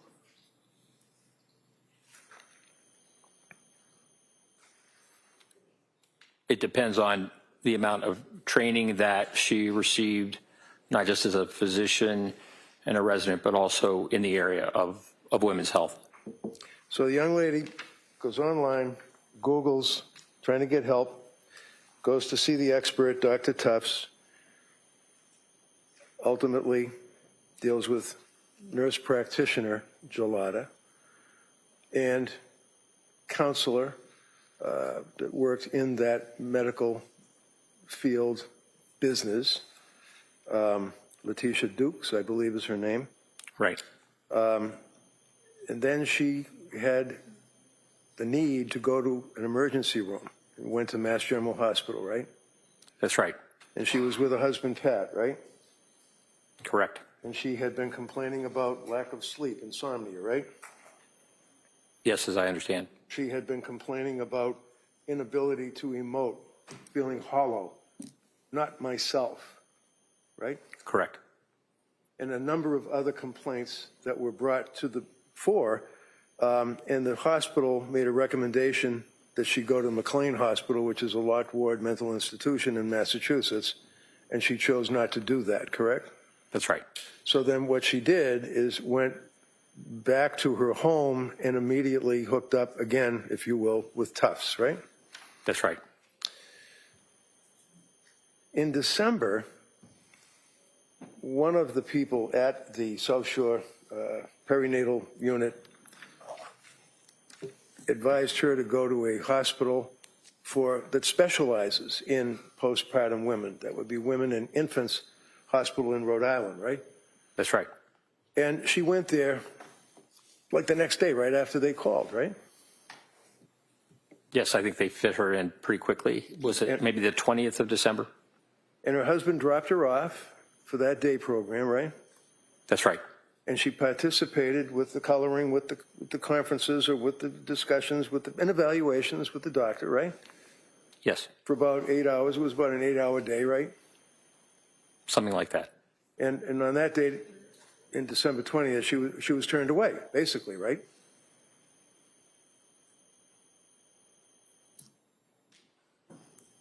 I don't know that I would term it turned away.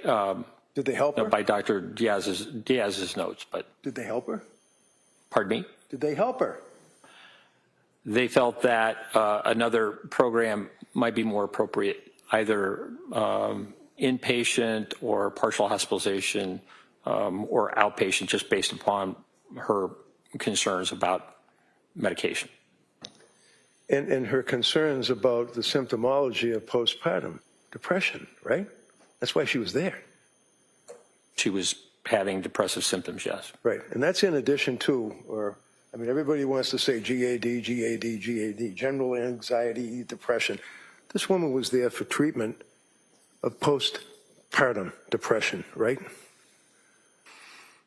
She was there for treatment of depression. I was under the impression that most of the women who were in that program were much closer to had given birth to their children. And so in that respect, it was not the group that they served were much closer to that postpartum period, as I understand. You're not going to say to this jury that because Lindsay was outside of the, let's say, 4-month cutoff, that she was not a good candidate for postpartum depression treatment? Is that what you told us, Jerry? No. Oh, okay. I'm sorry. I thought you said because of the time frame from giving birth to the time that she went to see them. I was just speaking about my understanding from the note from Women and Infants in terms of their decision-making. Okay. And Women and Infants basically discharged her after about 8 hours, right? Yes. And her husband was up skiing, and then she contacted him, and he had to come down and pick her up and bring her home, right? That's right. And the reason that she was discharged from Infants Hospital in Rhode Island included a statement, RO, rule out issues regarding prescription medications, correct? Yes, that's my recollection. And she indicated that she was going to go right back to TOPS, right? Yes. And she did, didn't she? Yes, as I understand. And would you agree, sir, that every time a doctor said to Lindsay to do something, whether it was to make an appointment somewhere, whether it was to take another drug, any advice, that she was on it immediately? Is that fair?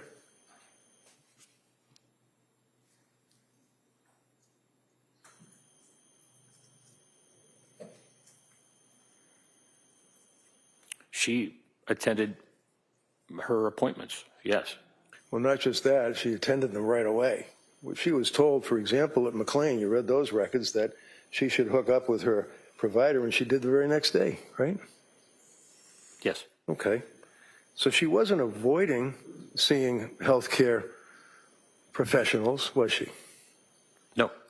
And she was continuing to express concern about her state of mind. She felt that her mind, her brain was being damaged. Isn't that right? That's right. Those are in the records, right? Correct. And she felt that her brain being damaged was permanent and she was never going to get better, right? Yes. She was complaining not just to her physicians, but she was complaining to people in her community that she was having intrusive thoughts, dark thoughts, suicidal thoughts, and homicidal ideation. She said that, correct?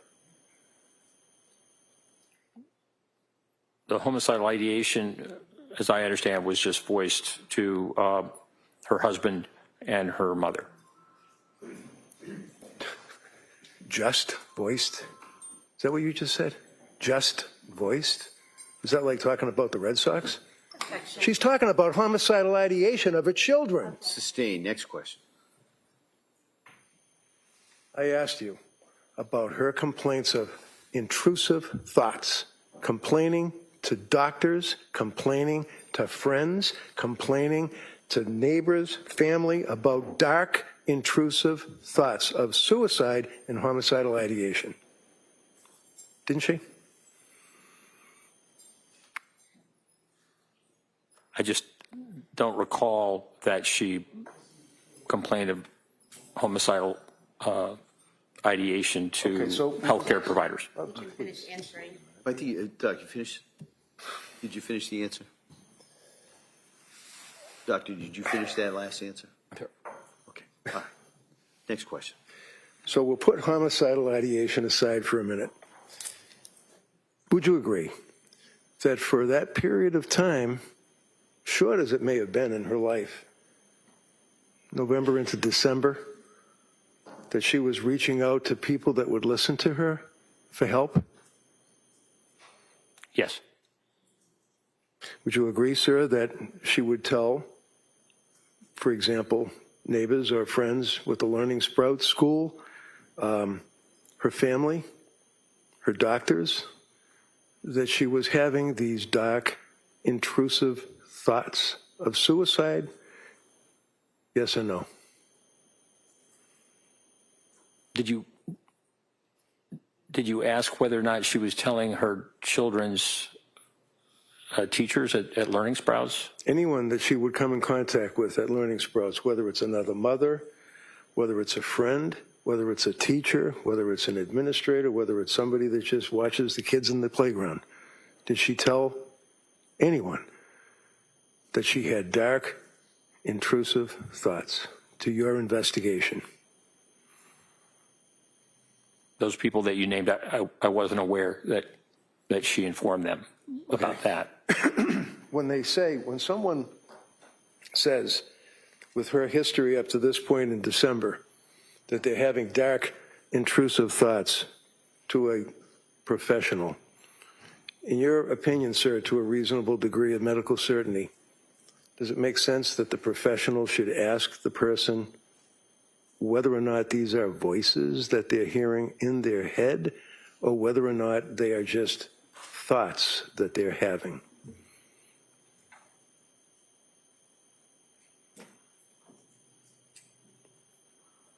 Certainly exploring that is important. And would you agree with me, sir, that when you have a young woman that, again, by all accounts, done nothing wrong in her life, exemplary citizen, has these issues and sees the doctors that, to a reasonable degree of medical certainty, a physician should do a little bit more than asking, do you have a plan? I mean, is that accepted practice, just to say, do you have a plan? And if they say no, you're okay.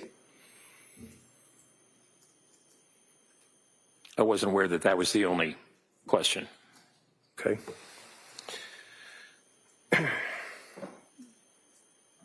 She was also told that counsel had asked you yesterday about other recommendations that were given to her by women and infants, and that you said that she did not follow through on that, but she did see Dr. Tufts pretty much the next day, right? That's my understanding, yes. Okay, and she said that she was going to go see Dr. Tufts the next day, right? Yes. And just to mention, before I forget it, the Lamictal, I think you mentioned to the jury that she had a prescription for Lamictal that she was able to fill, right? Correct. But she didn't take it, right? That's right. And then Tufts told her that she was going to, she meaning Tufts, was going to give her a script for Lamictal, and she said, no, I already have one, right? It was Nurse Gelada. Okay, sorry. She had gotten the prescription and filled it from Dr. Tufts. And Nurse Gelada, when asked about the Lamictal, was very favorable about it and said, yes, that's great. That would be great. Sir, I know. You want to tell me that it's a wonderful drug. Did she tell nurse practitioner Gelada, I already have a script, I don't need it? Yes.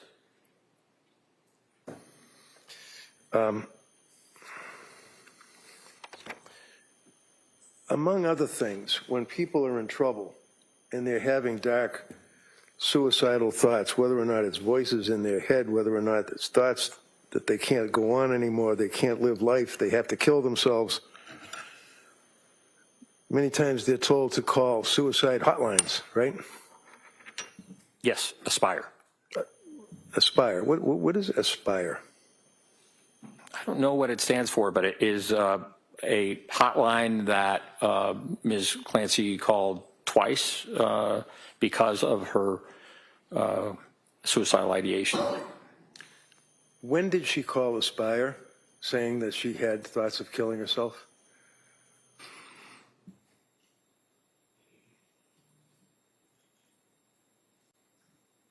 I can't recall specifically. But she did call them not once but twice and told them.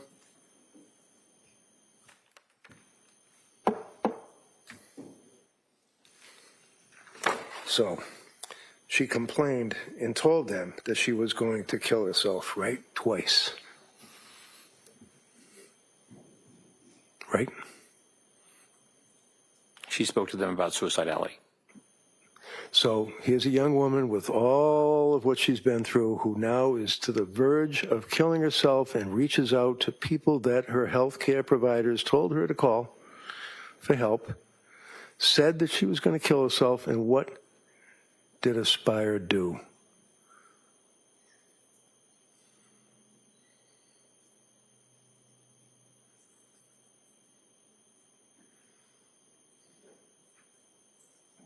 As I understand, they redirected her to her provider. They did not make a decision to hospitalize or to recommend hospitalization. They didn't make a decision to do anything. Objection. Yeah, so you could form that as a question, please. Did you read the records dealing with Aspire? Did they do anything other than tell her, no, you're not someone that we can help?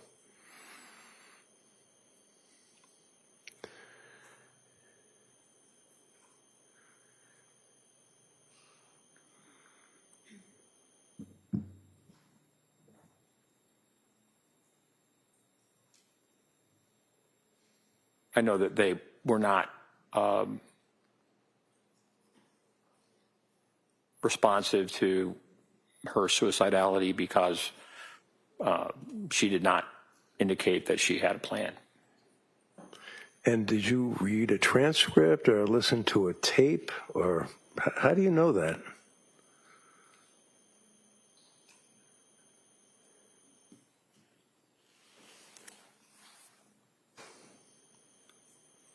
I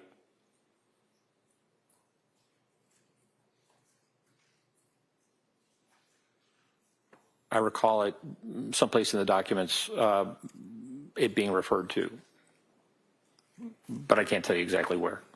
So this, sir, obviously is a murder trial, and you are a witness for the government, and you've indicated that you've read the records. You just told this jury that in the conversation that she had with the people from Aspire that she expressed suicidal ideation and was asked if she had a plan. Where are you getting that from?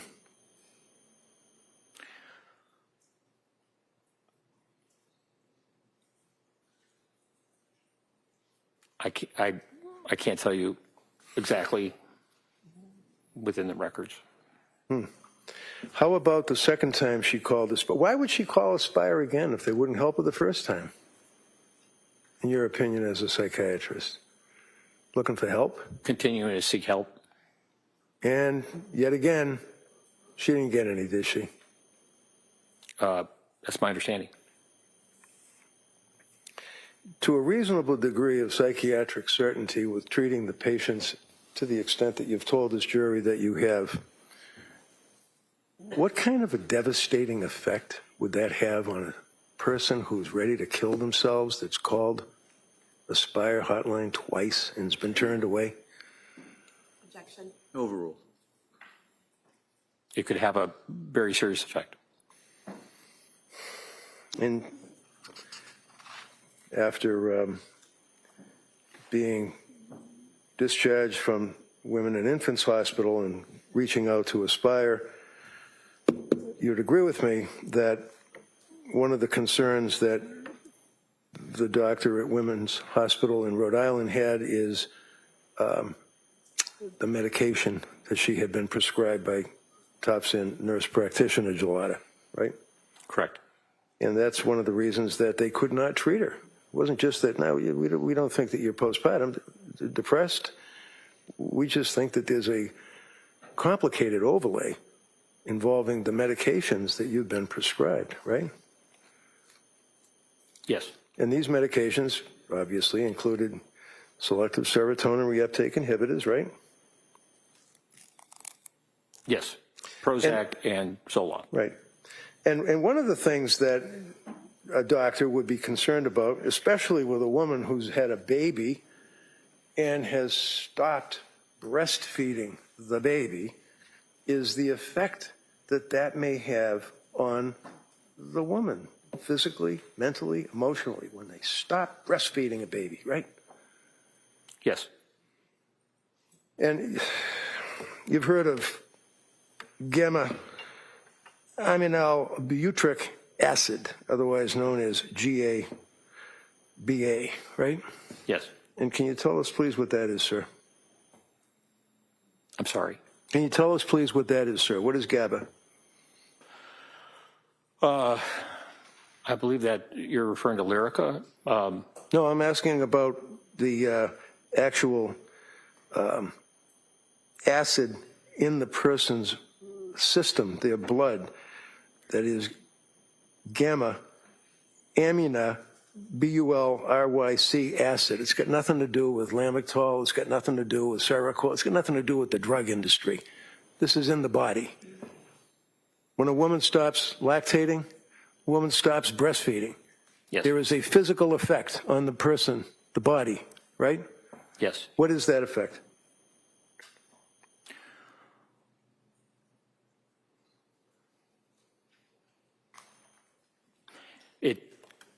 It depends on the individual. There's variable responses postpartum, and as I understand, she stopped breastfeeding around October, by October 21st or so, when the Ativan was started. Would you agree with me, sir, that the GABA, make it easier to type, is basically affects, its primary effect is on the neurotransmitters in the brain, right? Yes. Okay. That sounds pretty complicated. Neurotransmitters, I mean, is that like where you have a spark plug on a motorcycle and you can actually gap it and get it to kick over? It's a neurotransmitter in the brain? That sounds like it. Well, yeah, it's more complicated than that. I figured. Obviously. But nevertheless, it's still basically, you're talking about the actual organic matter of the brain, right? Yes. And would you agree, sir, that when a woman is pregnant, that there are progesterone hormone surges during that pregnancy? Yes, there are hormonal changes. Their hormone doesn't just change, it can actually surge, and it can be quite impactful to the person, right? Yes. And would you agree with me, sir, that one of the metabolites of progesterone, which has been unleashed when a woman is pregnant, with the progesterone hormone surging through their body, that you have a metabolite that actually enhances or increases the GABA activity of the neurons in the brain, right? It can, yes. And what is that metabolite, sir, that increases that activity in the very organ of the brain? I can't tell you. Is it a allopregnanolone? If you know? No, No, it's not, or no, you don't know? I don't know. Immediately after a woman has a baby, would you agree, sir, that the progesterone that we just talked about and the allopregnanolone that you don't know about drops precipitously according to the medical treatises, right? Objection. If he knows, he can answer that. Yes. And what does that mean, sir? Tell me, when it says that the progesterone and the allopregnanolone in the body drops precipitously. What does that mean, precipitously? That means rapidly. And a sudden drop, sir, you would agree has a significant potential of causing serious GABA dysfunction, right? That certainly would be possible. Do you know that, or are you just agreeing with me? I'm agreeing with you. Okay. Do you want me to keep going? Want to take a short break? I don't care. I'm just saying that. Yeah, why don't we take the morning recess at this point? All right. Court, all rise, please. Jurors, kindly close your notebooks. Please go on chairs. This way, please.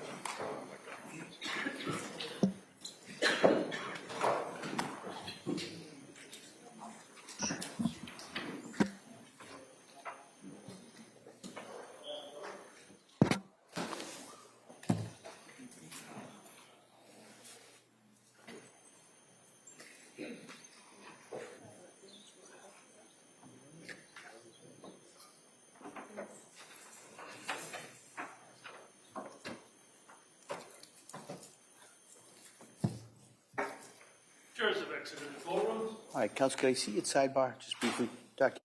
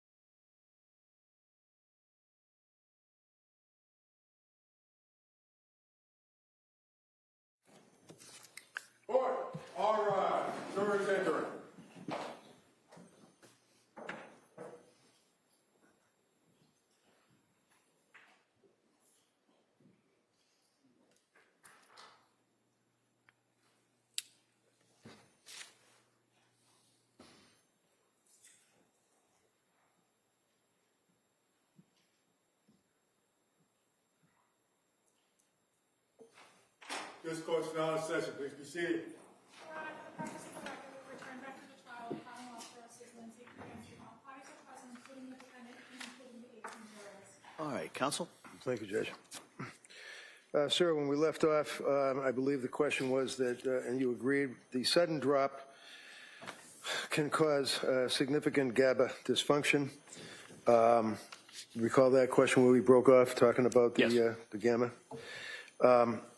And you're familiar with the concept of, in that regard, talking about the gamma-aminal butyric acid and its effect on the progesterone and its effect on the brain synapses, is referred to as breaks, B-R-E-A-K-S. You've heard of that term, right?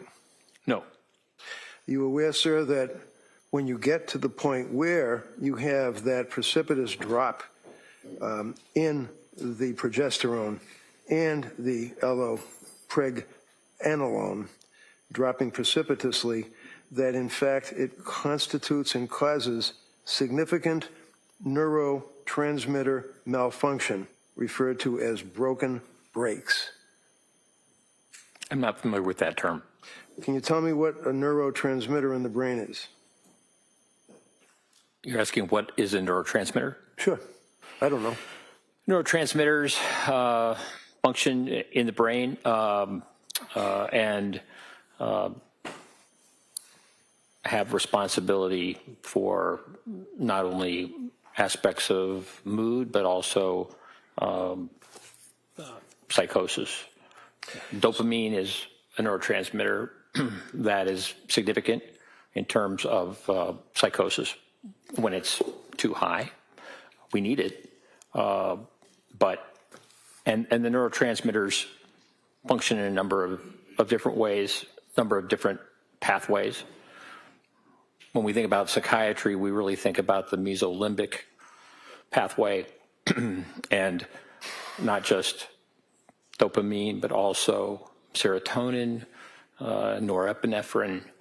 And so depending on the disorder, there are different medications that can be helpful in treating those disorders. So really, from the standpoint of psychiatric illness and brain dysfunction, medication can be very helpful in regulating the neurotransmitters and difficulties.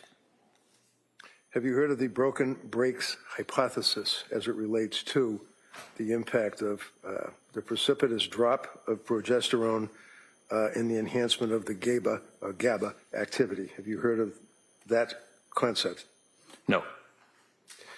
Would you agree, sir, that when a woman is in that position of the precipitous drop of the progesterone after ceasing the breastfeeding activity, the enhancement with the GABA... You mean prolactin? Prolactin. The enhancement of the GABA activity, that that would be a dysfunction in the brain, right? Certainly, mood symptoms can be significant. Would you agree, sir, that the dysfunction in the brain caused by those two items is consistent with intrusive and hard to control thoughts and highly impulsive, uncontrollable behavior? Would you agree with that? I would say that's possible. And that would relate to the capacity of a person to conform their conduct. If, in fact, because of the GABA and the progesterone and all that we just talked about, the intrusive, hard-to-control thoughts and highly impulsive, uncontrollable behavior would address itself to the issue of capacity to conform one's conduct, right? No. I mean, it depends on the timing. If you're talking... Is the answer no? At 8 months? Yeah, hold on. You got to let doctor finish. Did you finish that answer? Yes. Okay. All right, go ahead. Next question. So,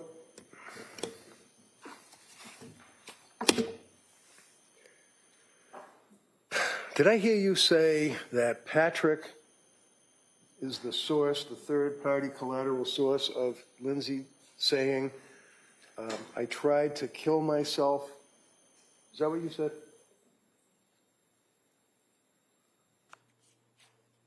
Well, let me rephrase it for you. I mean, did you tell the jury about an hour ago or so that When her husband found her on the ground? Yeah, Yes, or something to that effect. something to that effect. Okay. And did you listen to the 911 tape when Patrick was actually speaking with Lindsay as she's laying prostrate in the snow on the ground with the broken neck and the slashes and the slits? Yes, I did. Did you hear her response to Patrick's comment, "What did you do?" No. Did you hear her respond to anything other than what would be described as guttural grunts? Not on that call. So when this conversation occurred, and this is the conversation that you're talking about, where she said, "I tried to kill myself, kids are in the basement," he then goes into the house, right? Correct. All right.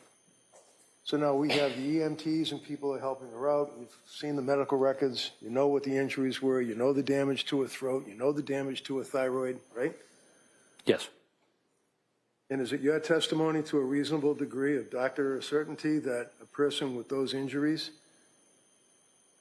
with the prescription drugs that were crushed up, that she consumed, with a broken neck, would be able to have a conversation?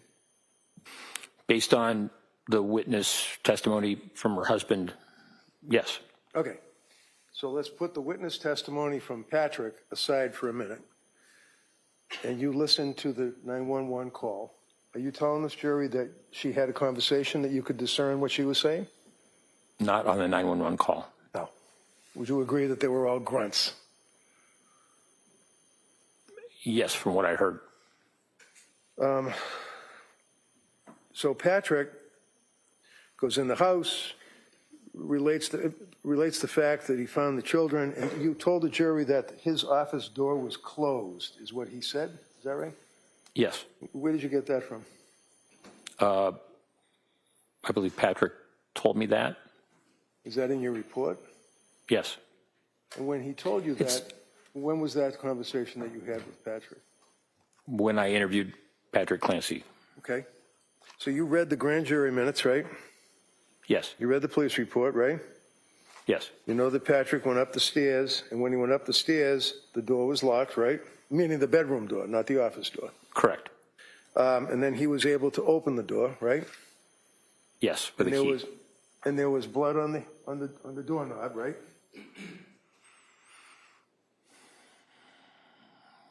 There was blood in the room on the Describe the room on the like. floor.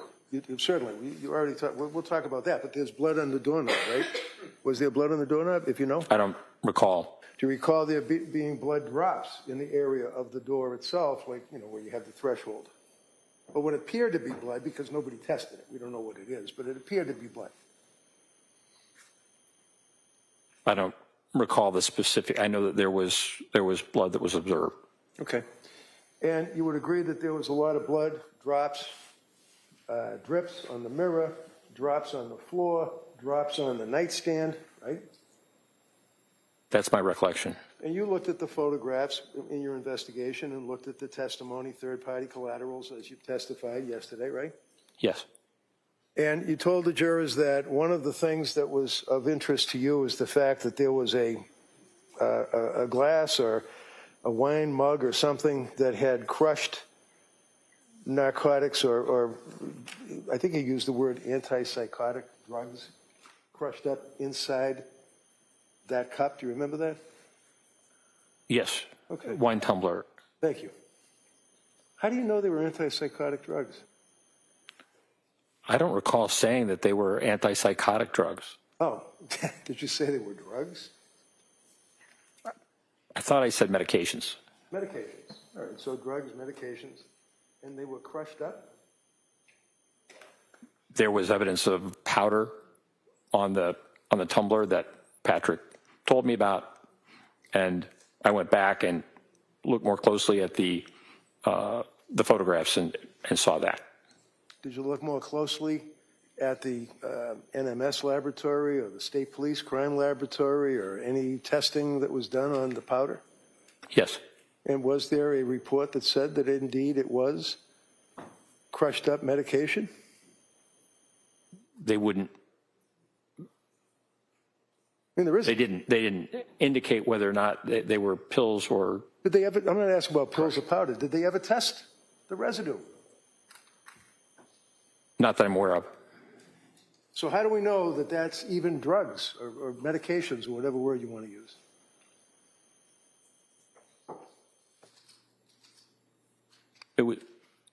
It was Patrick Clancy's observation. So basically, when you're testifying, sir, and you're waxing on about all of the facts of the case that you took into consideration prior to your opinion for the DA in this case, you're getting a lot of it from Patrick, is that right? That aspect he brought up to me, yes. Okay. So the crushing of the pills, was there a pill crusher found in the bedroom? Not that I'm aware of. Was there any residue found anywhere in the bedroom? Not that I'm aware of. So if someone's in a psychotic state and they're going to kill themselves and they're taking the pills, yesterday you said the fistful of pills, and then the DA said, after a painful questioning, that they were crushed, and you agreed that they were crushed, wouldn't there be a residue? A residue? Yeah, you know what a residue is, right? Yes. Was there a residue on the table, on the nightstand, anywhere? Not that I saw. So there's no pill crusher, right? Not that I saw. There's no investigation by the police to determine what was in that powder, right? Not that I'm aware of. There's no indication that there's any residue on or in the actual nightstand next to the bed, right? Not that I'm aware of. Does it seem appropriate, sir, that a person would be in a psychotic state after slashing their wrist and slicing their throat and ready to propel themselves out a window would neatly put the bottles into the drawer of the nightstand? Or would they just scatter them around the bedroom floor, not caring? I'm not aware of the exact sequence of the events in terms Well, if of. I tell you, sir, that a couple of days after this incident, I went into the home with Patrick, and I was able to locate in the bedroom, right next to the bed, with all the blood all over the place, this drawer, and inside this drawer would be a lot of medication bottles. Does that refresh your memory on your investigation as to what happened to the bottles? They're all empty. Yes. Okay, so how'd they get in the drawer? How did they get in the drawer? I don't know. You can fingerprint them, right? Did anybody do any testing at all in this investigation? If you know, you told the jury yesterday you read all the stuff, grand jury minutes, police reports, lots of witnesses. Yeah, I did not read that.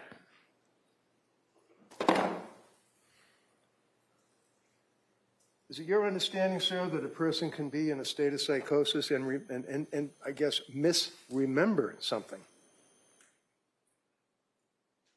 Yes, Or have a false memory? it's possible. Did Lindsay tell you that she slashed the screen with the big turkey knife? I'm sorry, can you repeat that? Yeah, did she tell you that she slashed the screen with the knife before she went out the window? Yes, that's what she told me. But the screen wasn't slashed, was it? Do you think she was malingering and lying to you at that point, sir, when she told you that? No. Because one of the things you told this jury is that what stood out to you is, I think you made reference to the fact that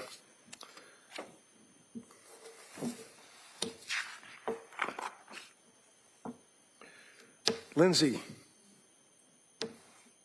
betrayed her family by misleading her family. Remember saying that to this jury yesterday, sir? Portrayed? Betrayed is what you said. No, I said portrayed. So Lindsay portrayed and misled her family, is what you said to the jury? Yes. How'd she mislead her family?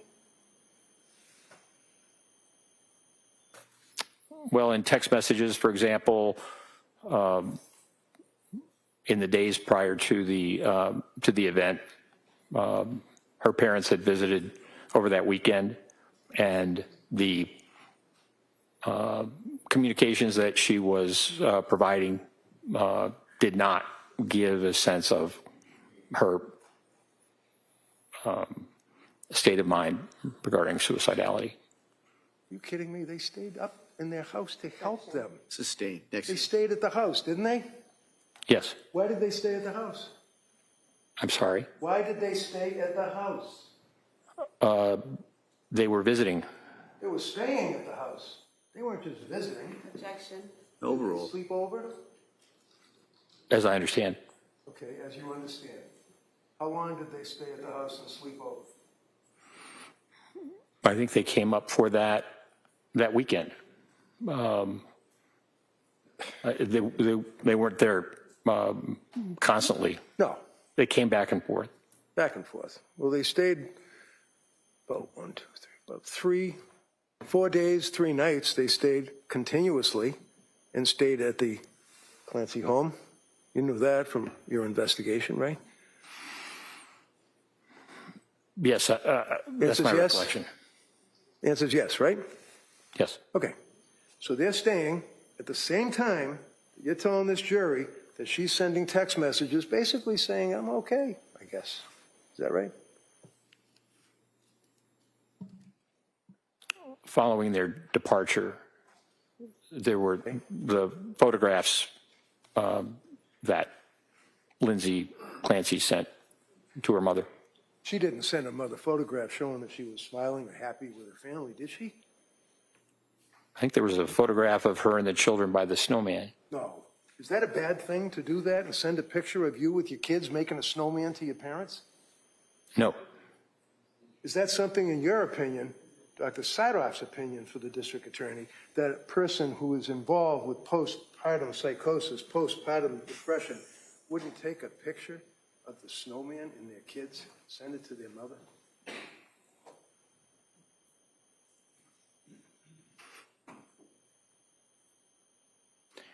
Given the prior text that you showed to her mother in terms of being in terrible distress, that she was able to do that, that was not what happened when she sent the picture with her children and the snowman, and so did not raise concerns from the mother, as I understand. Did you talk to the mother? Pardon me? Did you talk to the mother? No, I tried to. Did you review police reports or statements? You tried to? How'd you do that? What'd you do, call her up and say, I want to talk to you? No. Did the district attorney call him up? I asked Ms. Clancy who would be good for me to speak with, and she said her husband and her family. Okay, so based on that, what did you do? I contacted the district attorney, and I, Which one? Which one of these two? Ms. Sprague. Ms. Sprague. Okay, you spoke to Jen Sprague, and what did you say Attorney to her? Sprague. What is it? Attorney Sprague. You spoke to Jen Sprague, and what did she tell you? Attorney Sprague. She told me that she would reach out and attempt to see if I could interview Mr. Clancy and Ms. Clancy's family. Okay, so did you do that? Did you reach out to her mother? Did I reach out? Yeah. No. Okay, did someone tell you that she wouldn't speak to you? Yes. And when was this, sir? About 2 months ago?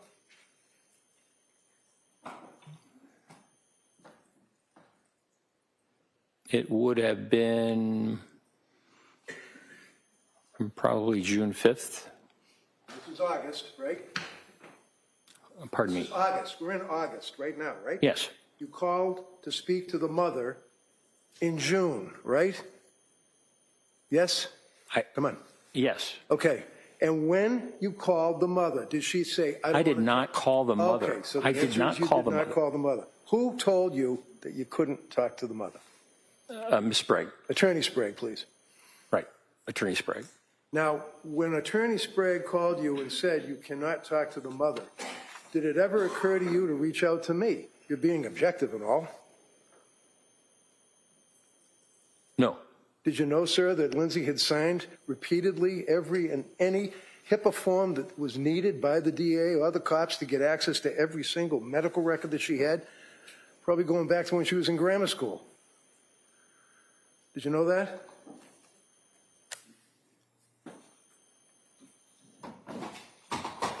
I know she's been open to it, and she told me that she would like for me to speak with them. Right.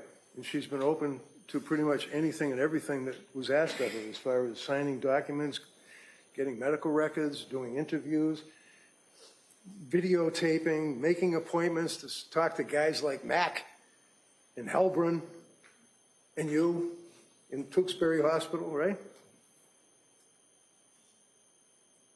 I'm sorry, can you repeat the question? All of your investigation, sir, led up to the fact that you were going to meet with Lindsay 2 months ago, 2 months prior to our beginning this 5-week triple murder trial. Is that fair? That's true. And you told this jury that you wanted to establish a rapport with this kid? Yes. Do you think for 1 minute, when you're trying to put her in jail for her life, that she wants to talk to you and have a rapport? Sustained. Next question. Did you establish a rapport? I believe so. She was cooperative? Yes. She was polite? Yes. She was pleasant? Yes. And I asked her at the end if there was any question that I had asked that made her feel uncomfortable, and she responded in a positive way. Okay. One of the things that you told the jury is that you felt that she was malingering, or basically lying. I guess you were telling the jury, in your opinion, that she was making stuff up to make herself look like she's crazy when she killed the children. Is that what you told the jury? I didn't use those words. No. You're a little more finesse than I was. But nevertheless, sir, you're talking about malingering, right?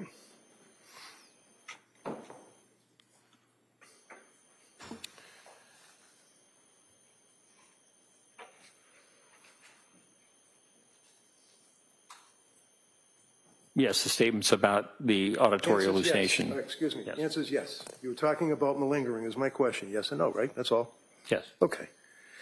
And when you're talking about malingering, sir, basically that would be when a person finds it in their interest to basically exaggerate or lie to an investigating psychiatrist, right?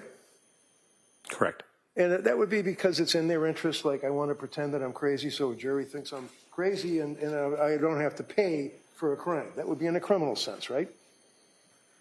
Yes. Workman's comp cases, you know, a guy gets hurt in the truck and then they end up having interviews by guys like you to make sure to see if, in fact, they're legitimately hurt for a workman's comp claim, right? Yes. Or a civil case, like an auto accident, right? Yes. And there are tests that can be administered to people to see, from a psychiatrist standpoint, whether or not there is objective indicia of the fact that the person is indeed malingering. Yes. And what are those tests? Well, I'm not a neuropsychologist, but there's a test called the SIRS, also the TOMS test of memory. So there are certain tests that can be given by neuropsychologists to assess malingering about certain aspects, certain issues.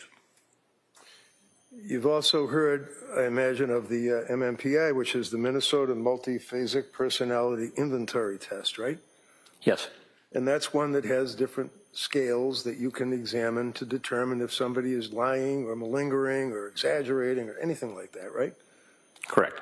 And you know that Dr. Helbrun administered that very test to Lindsay about, I don't know, 2 months before you got there, right? Yes. Which would be about 4 months from now, where we stand now, right? Something like that. And would you agree, sir, that even though it would have been perhaps better to actually meet with Lindsay within the first 6 months after the incident, or a year even, or maybe even 2 years, but nevertheless, it still has reliability and validity, does it not, when it's administered to her? The MMPI does, yes. Okay. And you know, sir, that she, in fact, had no impact on the scales at all, with the exception of likelihood of suicide?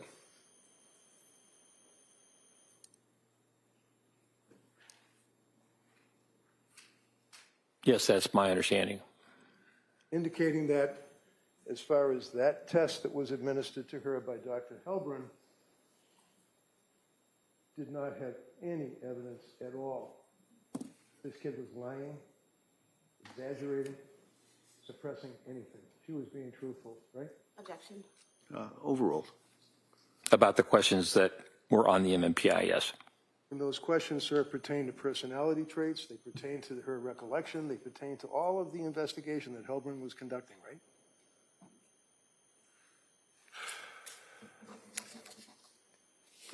No. Okay. So when the tests were administered and the results were provided, would you agree with me, yes or no, that specifically the test indicated that she was not malingering? Yes. Okay. Correct. You mentioned one of the other things that you were concerned. Oh, by the way, would you agree with me that Dr. Philip Resnick, as you indicated, is like a world-renowned person on filicide, or the killing of your children? He's also a person that is in the forefront pretty much worldwide on malingering, right? Yes, he has written about that. He's done more than write about it. He's basically given hundreds of lectures and many, many, many learned treatises all about people that lie to psychiatrists to try to get away with something, right?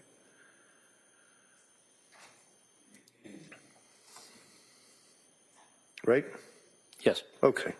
And you know, sir, that Dr. Resnick examined Lindsay, and one of the first things that he did was determine whether or not, in his opinion, she was malingering, lying, suppressing, exaggerating, or doing anything like that, right? Yes. In his opinion, sir, when you read his report after all the testing or his examination, is that she was not lying to him at all. Isn't that right? Yes. One of the things that you referenced, sir, was you felt that Lindsay was lying about standing at the refrigerator and making chicken McNuggets or whatever, and carrots or peas or something. And you felt that that wasn't right because the child had already had a bowl and was eating, I think you told the jury, chicken nuggets and vegetables or something like that, right? Green beans. Green beans. Have you looked at the photograph, sir, that's in evidence in this case about that bowl? Quite some time ago. Does that show any residue of chicken nuggets or green beans in the bowl? Not that I recall. No, it shows like sliced up residue of a cucumber, possibly a carrot, like vegetables, right? Not that I recall.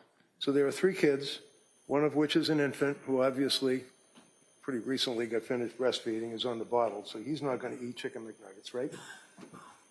Right. So we have 2 young children that have to be fed, correct? Yes. You have 2 young children that Lindsay indicated that she was at the refrigerator getting the chicken and the vegetables so that she could feed the kids, correct?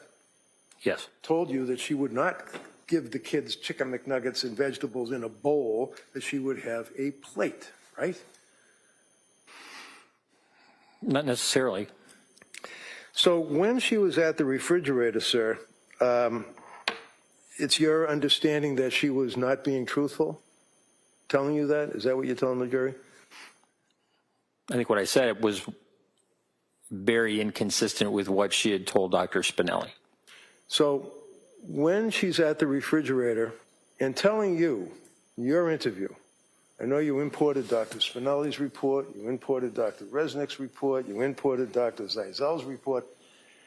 When you were talking to Lindsay, did she tell you she was getting food for the kids out of the fridge? That's my recollection. Now, with all of the understanding in your testimony, sir, about the voices, correct me if I'm wrong, you're telling this jury, in Dr. Satoff's opinion, based on your experience and all of your writings and everything, that when one hears voices, they would be internal or external? To be legit. They can be either. Really? I'm sorry, I thought you said that they had to be a particular type, like not internal. If they're internal, they're probably lying. But that's not true, I'm wrong? The voice that Ms. Clancy told me about during the time of this event, she said was external. Okay. And is that consistent with your understanding, sir, of the research on auditory hallucinations? Well, some auditory hallucinations can be internal So, for people who are psychotic. and you were aware, sir, that Philip Resnick, Dr. Resnick, did publish the article in the International Journal of Law and Psychiatry in 2014 in conjunction with Simon McCarthy-Jones. You're aware of that learned treatise? Yes. And would you agree with me, sir, that in fact, just if some doctors might feel that hallucinations auditory must originate from the exterior as opposed to interior? Would you agree, sir, that in this article, claim number 1, doctors may say, voices are typically heard as coming from inside the head, with the corollary that voices heard as coming from outside the head are atypical? Would you agree with that? That was not my recollection of the research. That Okay. I understood that it was a minority of. No, excuse me. It doesn't matter what you... Oh, hold on. Good. Next question. I'm going to approach you with the article. We've already established. Know who authored it, right into it. All that. Okay? It was quite some time ago. Sure. Let me put your papers over here just so I don't knock them over. So, if we can share that? Do you want me to say it? No, I want you to share it. Put it right here so I can look at it. Okay, all right. Would you agree, sir, that it says voices are typically heard, this is a claim number 1, in other words, doctors would feel voices are typically heard as coming from inside the head, with the corollary that voices heard as coming from outside the head are atypical. Did I read that right? Yes. Okay. And what does atypical mean? Atypical means unusual. All right. And this article is saying that there are psychiatrists that feel that voices heard outside of the head, auditory hallucinations, are indeed not legitimate. Is that fair? That was the old original way of thinking. That was the way it was taught at one time. That they had to be external for someone to actually be experiencing psychosis. Okay. So we agree then, as Dr. Resnick indicates, that the research evidence does not support the claim that internal located voices are emblematic of genuine AVH, Auditory verbal hallucinations. and externally located voices are atypical. We cite a particular word, correct? Yes. For example, that says, the largest study on this question, Kathy Jones, was in 2012. That's what you're referring to as the old research, right? Oh, one other thing, you were in med school and you taught me that too. That would have been. Yeah, I was speaking about very old. Okay. Basically found that of 199 psychiatric patients, 81% who have been diagnosed with schizophrenia, 38% heard both voices coming from inside and outside their head. Did I read that right? You did? All right. So when Lindsay indicated to you that she indeed heard a loud auditory hallucination, voice, deep male, commanding her to do what she told you, that was external, correct? Yes. And you don't have any issues with that? In other words, that is very likely could be legitimate. Yes. Okay. Now, if you take a young woman who, as the evidence has shown, is suffering with her medical condition or psychiatric condition and seeing doctors and being prescribed medications and reaching out to people for help and suicide hotlines and people down in Rhode Island and McLean Locked Wards Institute.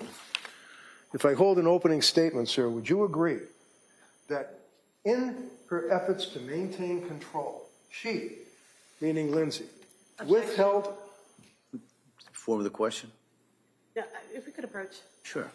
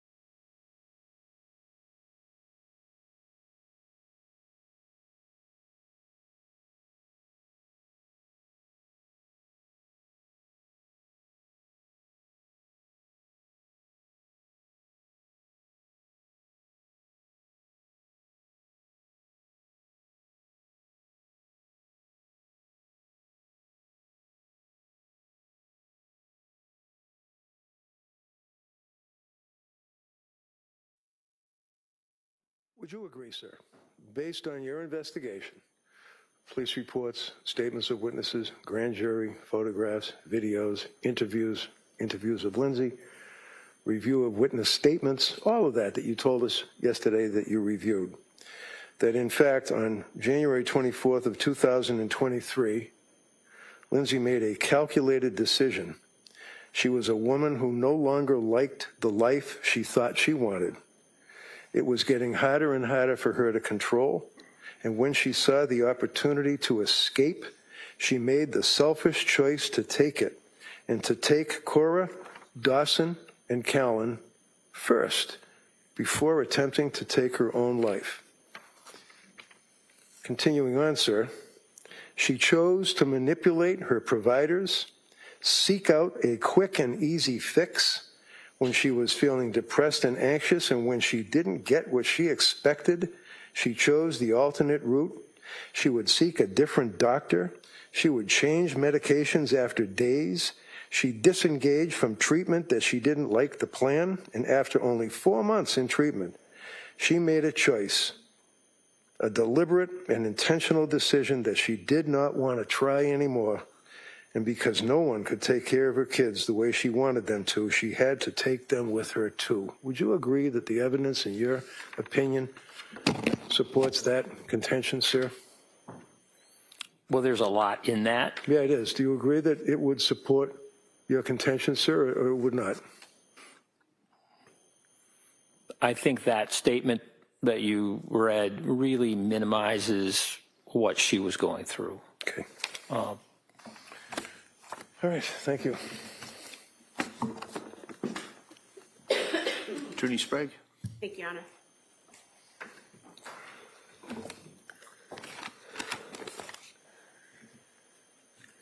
Sir, you were asked during cross-examination about your work as a forensic psychiatrist for the Bureau of Prisons and for the prisons in Virginia. And about that work and kind of minimizing what your experience was there. What was your work there? What did that entail? Well, I continued to work there, and I continued to teach students in that system. Seeing patients who are inmates in a number of different facilities, men's and women's facilities over the years, and doing assessments, evaluations, making determinations about treatment, and the like, gathering information. So really, treating these inmate patients as patients who have significant mental illness and really require the best treatment that we can provide in the system. And during the course of your many, many years working in that system and treating these patients, have you treated patients with psychosis? Yes. And does that include treating women with psychosis? Yes. And how often have you done that? I'm going to object. I didn't ask about it. He said two already. He's already said twice. Overruled. She may have that. Go ahead. Since 1992, Yes. so 34 years. How many patients have you treated in the prison system, women patients dealing with psychosis, approximately?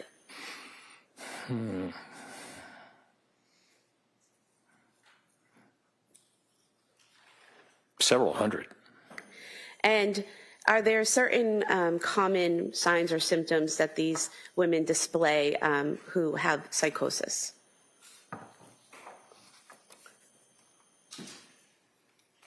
Yes. And what are those? Well, some have delusions, fixed false beliefs about certain things, though they can present as being psychotic that way. Also, they can present with hallucinations, what we call perceptual disturbances, and generally they are, in most cases, auditory hallucinations, auditory verbal hallucinations.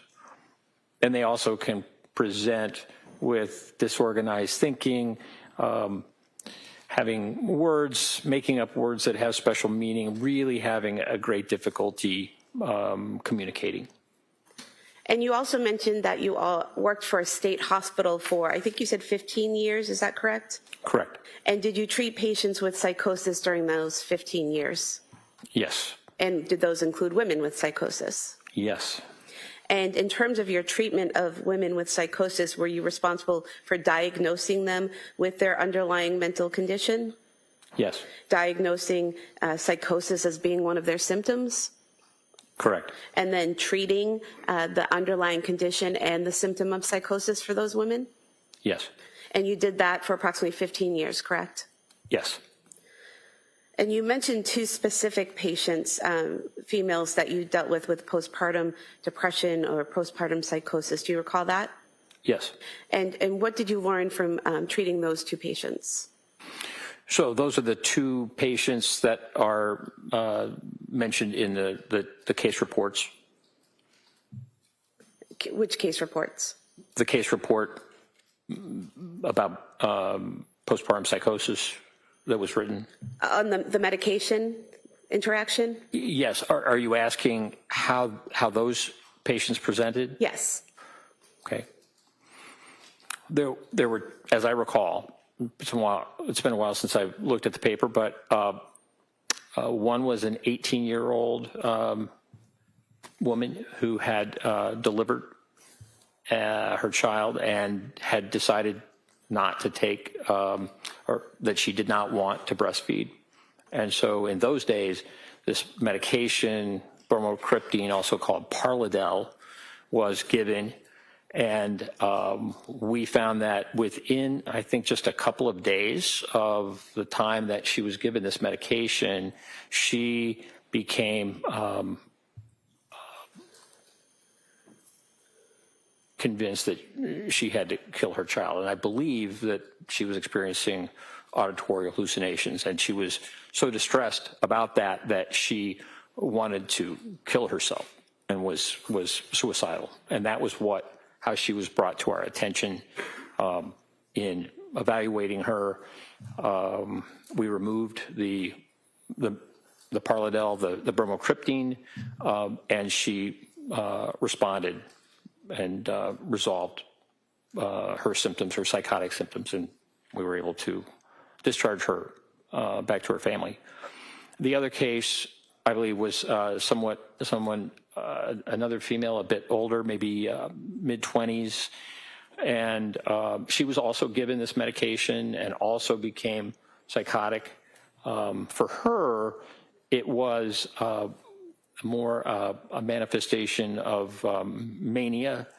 She was hypersexual with her husband. She, I think, was quite hyper-religious, and she was... Doctor, sorry. in terms of her delusions, those were more of religious delusions? Pardon me? Her delusions regarding her child were religious delusions? Yes, I believe so. Okay. And once that medication was removed from that woman, did her symptoms subside? Yes. I think in that case, she was also given, she was so disruptive on the ward, taking her clothes off, et cetera, that she was also given antipsychotic medication for a period of time, and her symptoms resolved. And going back to the first patient that you described, you said that she had voices instructing her to harm her child. And was it as a result of her feelings of guilt for about those thoughts and voices that she was suicidal? Yes. Okay. So she wanted to kill herself instead of killing her children, correct? Yes. Now, you were asked by Attorney Reddington about your curriculum vitae and focusing in on terrorism, and is that your sole focus? And you said no. What has been your focus over your career? Well, from the time that I finished my residency, I've been very interested in public psychiatry. And so upon realizing the seriousness of mental illness within the prison system and the value of teaching psychiatry to students within the system, I began doing that while I was also doing work with the state hospitals, seeing patients, whatever. So I would say that of all the things that I do and consider myself, what is most important to me is working with patients. And it's the value of also being with students and having them learn from these patients is going to make them better doctors, even if they don't choose to go into psychiatry. So I see my identity actually as a clinician, and I have patients I'm scheduled to see. I was supposed to see some yesterday, and also I'm going to see patients on Friday. And Doctor, defense counsel asked you about the onset of postpartum depression and postpartum psychosis, and you had said that the DSM-5 lists postpartum onset within 4 weeks, correct? Correct. And he asked you about other organizations going up to approximately a year, correct? That's right. Are you aware that the World Health Organization has a clinical descriptions and diagnostic requirements for behavioral and neurodevelopmental disorders that has a section on mental and behavioral disorders associated with pregnancy, childbirth, or the puerium, P-U-E-R-P-E-R-I-M, which does that mean during or after birth? Yes. And that in that section by the World Health Organization, they state that mental and... Objection. She's not going to read that to him, and then he's going to agree with it. She can ask him if he's read Well, it. let's hear the question first, and then I'll assume there'll be an objection. Are you aware that in that section it states that mental and behavioral disorders associated with pregnancy, childbirth, or the puerperium are syndromes associated with pregnancy or the puerperium commencing within about 6 weeks after delivery? Objection. Overruled. I'll allow that, if you know that, Doctor. Yes. Okay. And are you also aware that there's a section talking about mental and behavioral disorders associated with pregnancy, childbirth, or the puerperium with psychotic symptoms that says onset of a syndrome involving significant mental and behavioral features occurring during pregnancy or the puerperium, i.e. up to about 6 weeks following delivery, is required for diagnosis? That's my understanding. And that's from the World Health Organization, correct? Yes. Now, you were asked about whether blood testing would be appropriate for a patient, and you said that it would depend on the history of the patient, the symptoms, the medication. Do you recall that? Yes. Okay. Did you see anything in the records about Lindsay Clancy that would have required blood testing? No. You were also asked about thyroid function and how sometimes you might want to test thyroid function in a postpartum woman. Do you recall that? Yes. Do you, are you aware that, reading from Exhibit 222, I believe, that Ms. Clancy's thyroid levels were checked when she visited the South Shore Hospital emergency room on November 16th, 2022, and her levels were within normal limits? Yes. I just moved to submit this page from Exhibit 222, showing the thyroid levels. All right, so that's in. It's just a follow-up of a sheet that's in. I'll allow that. And doctor, just for the jury to know, in that page that's just been marked in as exhibit, the thyroid levels would be marked by TSH, correct? Correct. You were asked about Lamictal and the serious rash that could occur. You said that the serious rash is rare. How rare is it? Approximately 1 in 1,000. And you mentioned that millions of people take Lamictal with no problem at all, correct? That's right. And is there anything that providers do to be aware of the potential for the rash, and to explain that to patients, and to try to just basically keep an eye out to see if the patient's developing that symptom? Yes. And what is that? It's a medication that needs to be started at a low dose, 25 milligrams, and only gradually moving up. Finally, after a number of weeks, to a dose as much as 200 milligrams, perhaps even more. When the medication is given in a what we call titrated, slow process, the potential for this serious rash is greatly decreased. So it really is a medication that requires a slow titration. So the patient needs to be patient with that process. But it's now one of the most used mood stabilizers for bipolar disorder. That it really is a very important, valuable medicine for bipolar disorder. And you said that it's important to start at a low dose. Did you say 25 milligrams? Correct. And do you recall what dose Dr. Tufts wrote the prescription for Ms. Clancy? Yes. And what was that? 25 milligrams. And do you recall from the records whether the plan was, if she were to take it, to titrate in the manner you described? Correct. And putting aside whether or not someone chooses to take the medication because of a rash, is there any significance to the person, to a patient, being prescribed a medication and then not telling that provider that they chose not to take it? Yes. And what is that? Well, it really limits the provider in making other decisions. If a decision is made that a patient is not going to take a certain category of medication, it's helpful to let that provider know and say, I've decided against it. What are some other alternatives? Doctor, you were asked about lack of sleep potentially causing psychosis, correct? Correct. And sleep was definitely an issue for Ms. Clancy in the fall leading into December of 2022, correct? Yes. And looking back to the McLean records, would it be accurate to state that her sleep got progressively better while at McLean? Yes. And then directing your memory to the text messages that Ms. Clancy had with her mother from January 7th through January 22nd of 2023, would it be accurate to state that she told her mother she was sleeping better during that time? Yes.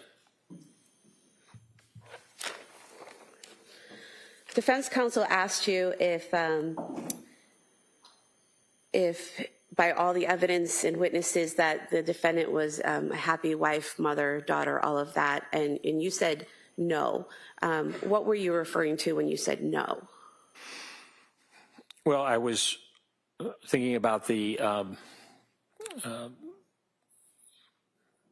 paper that she filled out on September 12th of 2022, in which she expressed some of the concerns that she had, significant anxiety, but also, as I recall, insomnia was a concern of hers. And it was followed up with Jennifer McAllister, who worked with Dr. Tufts. And I think in Ms. McAllister's note, Ms. Clancy mentioned that she had waning confidence in being able to take care of her children as they were growing up. And that, I think in a note of Dr. Tufts noted that she said that she found that Callan needed more attention, and that as the kids were growing older, that she was finding them more challenging. Did she give any information did Ms. Clancy give any information about why it was more challenging as the kids got older? I'm going to object. This is pretty far afield. Yeah, sustained. It goes beyond cross.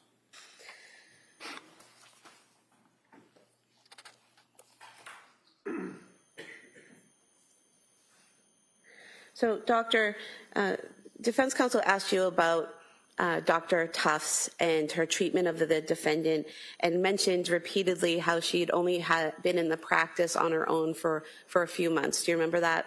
Yes. In reviewing Dr. Tufts' treatment of the defendant and the medications she prescribed and the methods she used in prescribing those medications, did you have any issues or concerns about the approach she took or what she prescribed?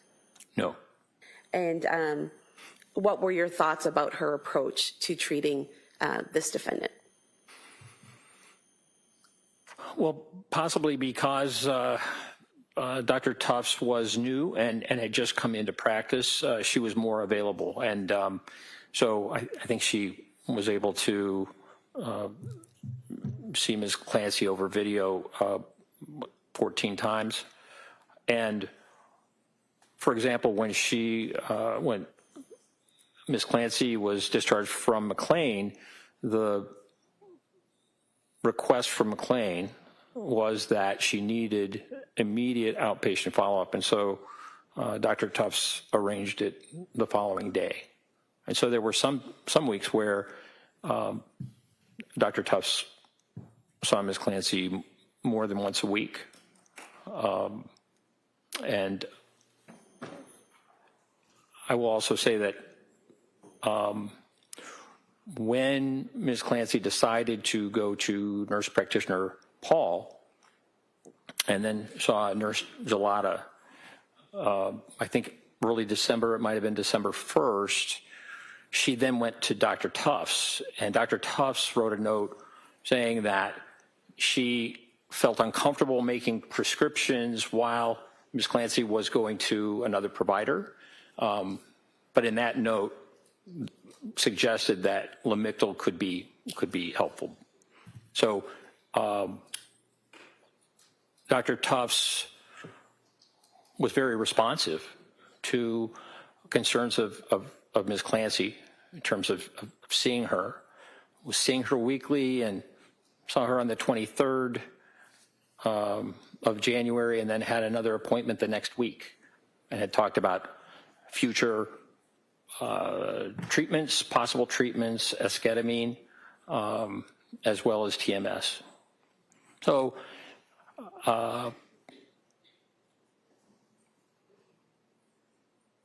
perhaps the fact that she had just left her residency meant that she could be more responsive to seeing patients quickly, and she did that. And speaking specifically to the prescribing, prescribing which medications she's prescribed, which doses, what different options she tried. Did you have an opinion based on your training and experience of Dr. Tuft's method with prescriptions? Yes. And what was that? I felt that the prescribing was very reasonable. How so? Well, back in 2013, 2014, Ms. Clancy had taken Prozac and SSRI, and it was helpful. She also took Wellbutrin and propranolol. After Dawson was born, Ms. Clancy had some significant anxiety and actually went to a doctor and was prescribed Zoloft. So this would have been in 2019. But then decided, 2019, early 2020, but then decided not to take the Zoloft. Her anxiety symptoms resolved. It was a difficult time, particularly as she got older because of COVID. But she decided that even though she had the prescription of Zoloft, she decided not to take it. The anxiety that she experienced after Callan's birth was more significant and lasted longer. And so she went to Dr. Tufts, who got a history of Ms. Clancy having taken the Prozac and done well on it, having seriously considered Zoloft to the extent that she got a prescription for it, decided not to take it. That Zoloft at 25 milligrams, which is the lowest dose, starting that, would be a reasonable choice, really perhaps the most reasonable choice of an antidepressant, given Ms. Clancy's history up to that point. I believe that there were only 7 pills taken. Ms. Clancy was directed to take 25 milligrams for a week and then increased to 50 milligrams, two tablets, but had, I think maybe after 5 days, taken that increase and increased from 25 to 50 milligrams, and then had the adverse reaction of insomnia, very significant insomnia. And in terms of after seeing the effects from the Zoloft and stopping that prescription, the various prescriptions that Dr. Tufts tried with the defendant, did you have an opinion based on your training experience about whether that trial and error process and what she prescribed and what she tried with the defendant, whether that was reasonable? Objection. Overruled. Yes. And was it reasonable? Was it reasonable? Yes. Yes. And how so? Well, Ms. Clancy, after having the insomnia, was very upset and concerned, as anyone would be. I think that was around October 21st. And so Dr. Tufts assessed her and told her to stop the Zoloft and started her on Ativan, I understand, and Benadryl. And that medication was helpful for a while. But Ms. Clancy was concerned about Ativan, benzodiazepines being addictive, and concerned about getting hooked on these types of medications. And that is a concern over the long term. And so part of the process was to see if she could be treated effectively by decreasing the benzodiazepines or maybe giving her a longer acting benzodiazepine. The medication buspirone, was prescribed by Dr. Tufts, but Ms. Clancy, in a note. Excuse me, doctor, I apologize. Can I have a standing objection to the rambling answers? This is redirect. I object. All right. We can see counsel, I just want to put something on the record. Counsel.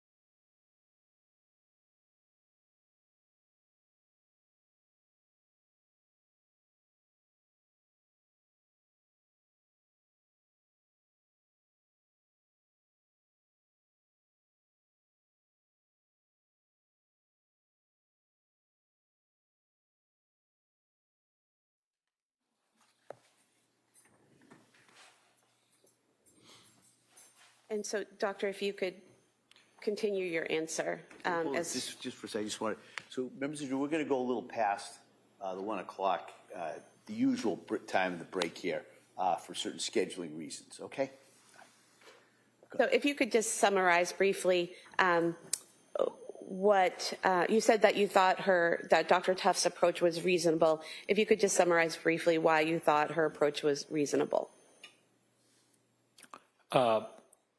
According to the notes and also the emails, communications with between Dr. Tufts and Ms. Clancy, I found Dr. Tufts to be very responsive to Ms. Clancy's symptoms and concerns in really trying to make adjustments according to how Ms. Clancy was doing. Thank you. And you were asked by defense counsel about her visit to Women and Infants Hospital and about the defendant. I believe what defense counsel asked you was that every time a doctor told the defendant to do something, she was on it immediately. Do you remember being asked that? Yes. And do you recall that in the Women and Infants records that they offered her 3 programs, an inpatient hospitalization, a partial hospitalization program, and an outpatient program, and the defendant said that she would talk to her provider for guidance about those programs? Yes. And do you recall reading in the notes and records of Dr. Tufts, nurse practitioner Gelada, that she never discussed those 3 programs with her doctor or her nurse practitioner, correct? That's my recollection. Now, in terms of the calls to Aspire, to the hotline for the suicide hotline, you were asked about where in the records you saw that, and I would just like to approach also from Exhibit 222, the note from December 8th, 2022 of Letitia Dukes. And if you could just review this note here and then look up when you're finished.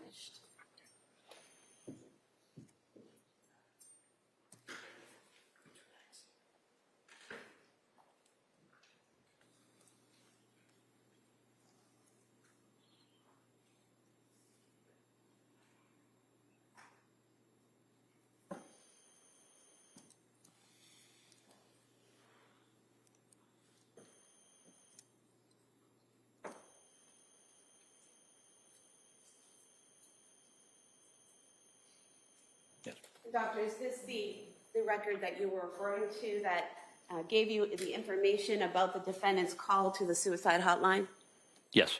And reading from this page from the exhibit, page 45, it states that patient contacted Aspire Crisis Support.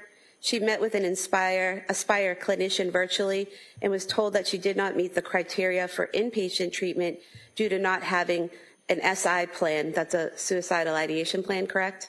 Correct. And then reading again, Aspire clinician recommended that the patient attend a day program. The clinician said he would be sending the patient resources. Clinician informed the patient that it would be beneficial to attend an IOP or a PHP to help the patient build coping skills and build community. What's an IOP and a PHP? Do you know? PHP is partial hospitalization program, and IOP is, I believe, an inpatient program. And so when the defendant called the suicide hotline, she told them she was having suicidal thoughts, correct? Correct. But she told them she did not have a plan, correct? Correct. And they didn't just hang up on her. They sent her resources and recommended a day program and a partial hospitalization program or an inpatient program, correct? Correct. Move to submit these 2 pages, 45 and 46, as the next exhibit. They're apart from Exhibit 222. All right, subject to the same objection, I'm going to, that may be admitted. 197.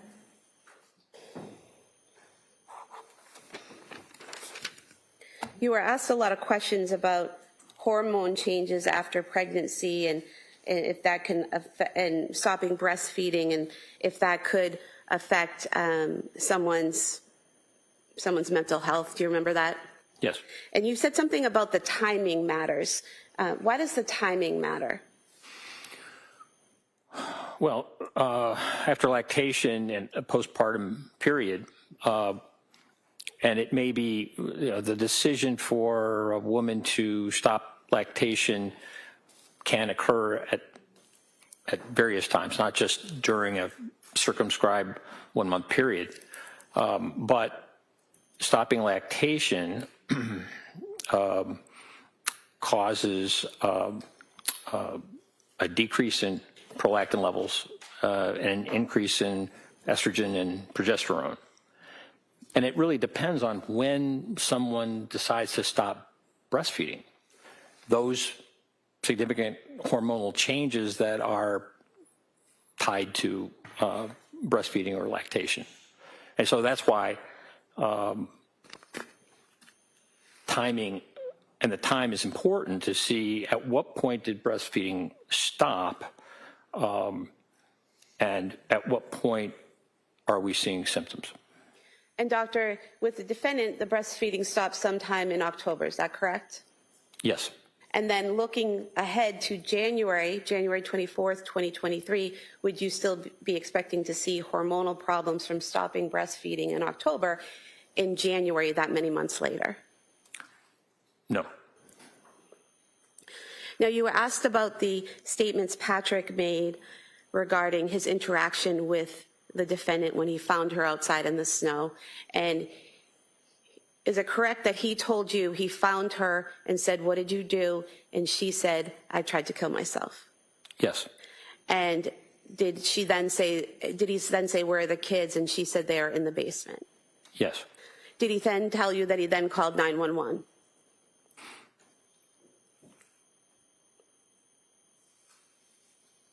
I don't recall exactly when he told me that he called 911. What I recall is his statement about what she said to him. And that was her statements to him when he immediately found her on the ground?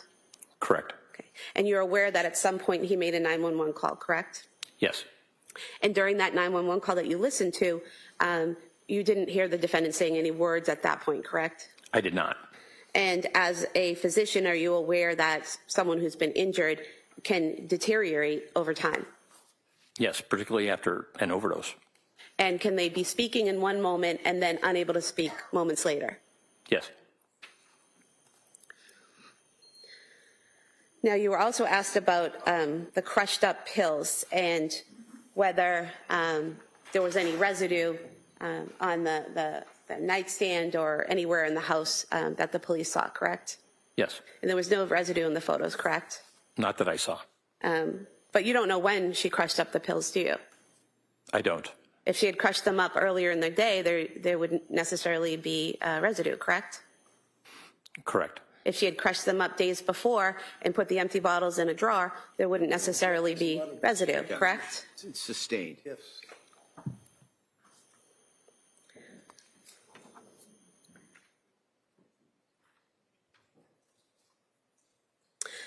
There were many texts between the defendant and her mother in January, correct? Yes. And from January 7th until January 22nd, when Ms. Clancy's mother and father visited her at her home, the text messages clearly indicated that they were in two separate locations, correct? Yes. And in those text messages, the defendant repeatedly told her mother that she was doing a little bit better, sleeping's a little bit better, correct? Yes.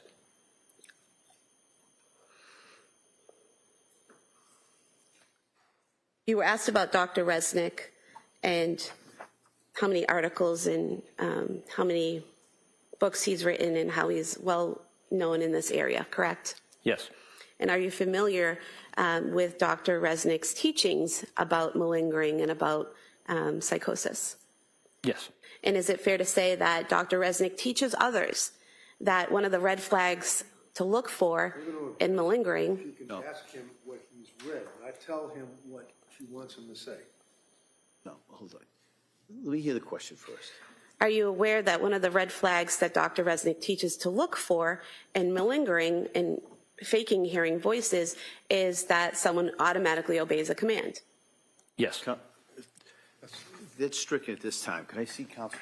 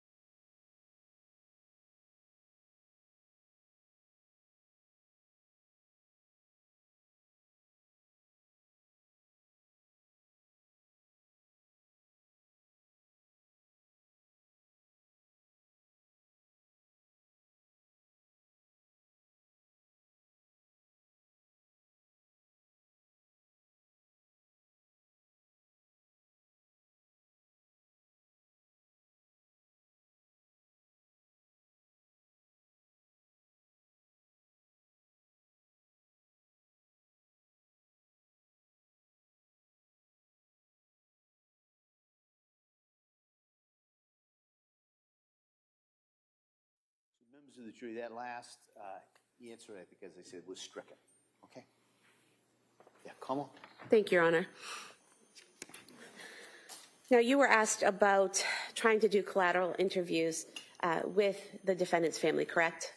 Yes. And you had requested of our office to make arrangements to interview the defendant's parents and her sister, correct? Yes. Were you aware that an email was sent to, were you aware that a phone message was left for Paula Musgrove asking if she and her husband would be willing to meet with you on June 11th, 2026, and that they did not return the call? That's my understanding. And are you aware that an email was sent to Allison Ozga, the defendant's sister, requesting that she meet with you, and her response to that email was, "I am awaiting a response from Kevin advising me on participating in Dr. Satoff's assessment. I will respond once I speak to him." Were you aware of that? That was my understanding. And were you aware that she did not respond after that? Correct. I have nothing further. Thank you. You weren't aware that Kevin was on a month-long federal trial during that period of time either, were you? That'd be me. Is that a question? Yeah. Can you repeat it? You could say, maybe get a little closer to the microphone. I had problems. Aware, sir, that during the time that Ozga, her sister, said she's waiting to hear from Kevin, and I'm the Kevin, that I was on trial on a month-long federal case out of my office. You didn't know that, did you? I did not know that. Did you ever think to call me directly or at my secretary, my office manager, to ask about me reaching out to these people? No. That's all I have, Judge. Thank you. Anything else? No. All right, thank you, Doctor. You may sit Thank you. down. Thank you.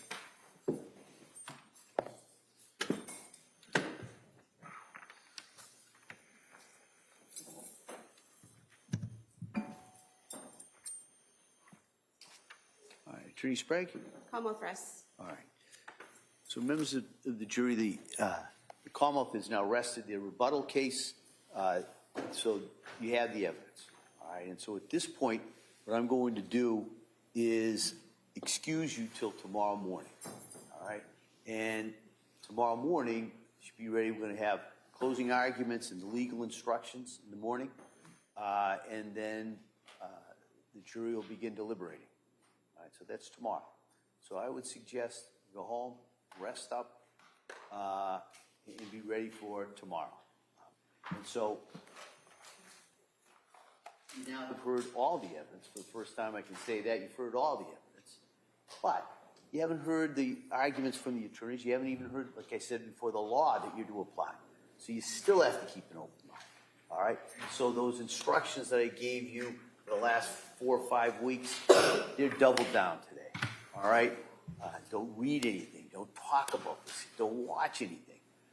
Don't discuss this with anyone. And keep an open mind. All right? You've come this far with that open mind. Bring it with you tomorrow. All right? And so get a good night's sleep. I look forward to seeing you tomorrow, and we will get as soon as we can. Sometimes there's a little delay when we get to this next section, so we'll try and get you out here as soon as we can tomorrow morning. But if there's a little bit of a delay, as you probably already know, it's probably on me, right? But we'll try and get you out here as soon as we can, get you right back into this. So again, thank you so much for all your work, all your commitment, all your dedication, and I look forward to seeing you tomorrow. Okay. Court, all rise, please. Jurors, no first place on the chair.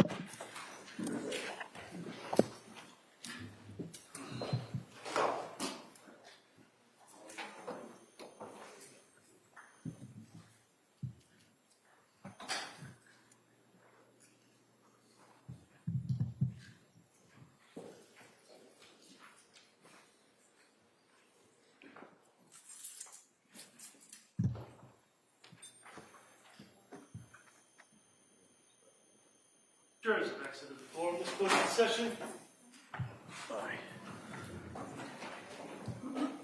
All right. What I thought we'd do is maybe I'll hear from the defendant in regards to any motions at this point. Then we can take a break, probably till about 2:30. Come back to the charge conference. Before you leave, I have that draft so you could impose on your lunch hour. You could be looking at my instructions. With that, Mr. Reddington.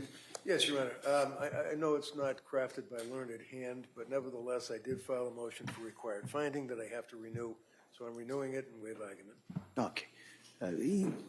We'd object to the motion. All right. The motion at this point is denied. All right. And so we will be in recess till 2:30.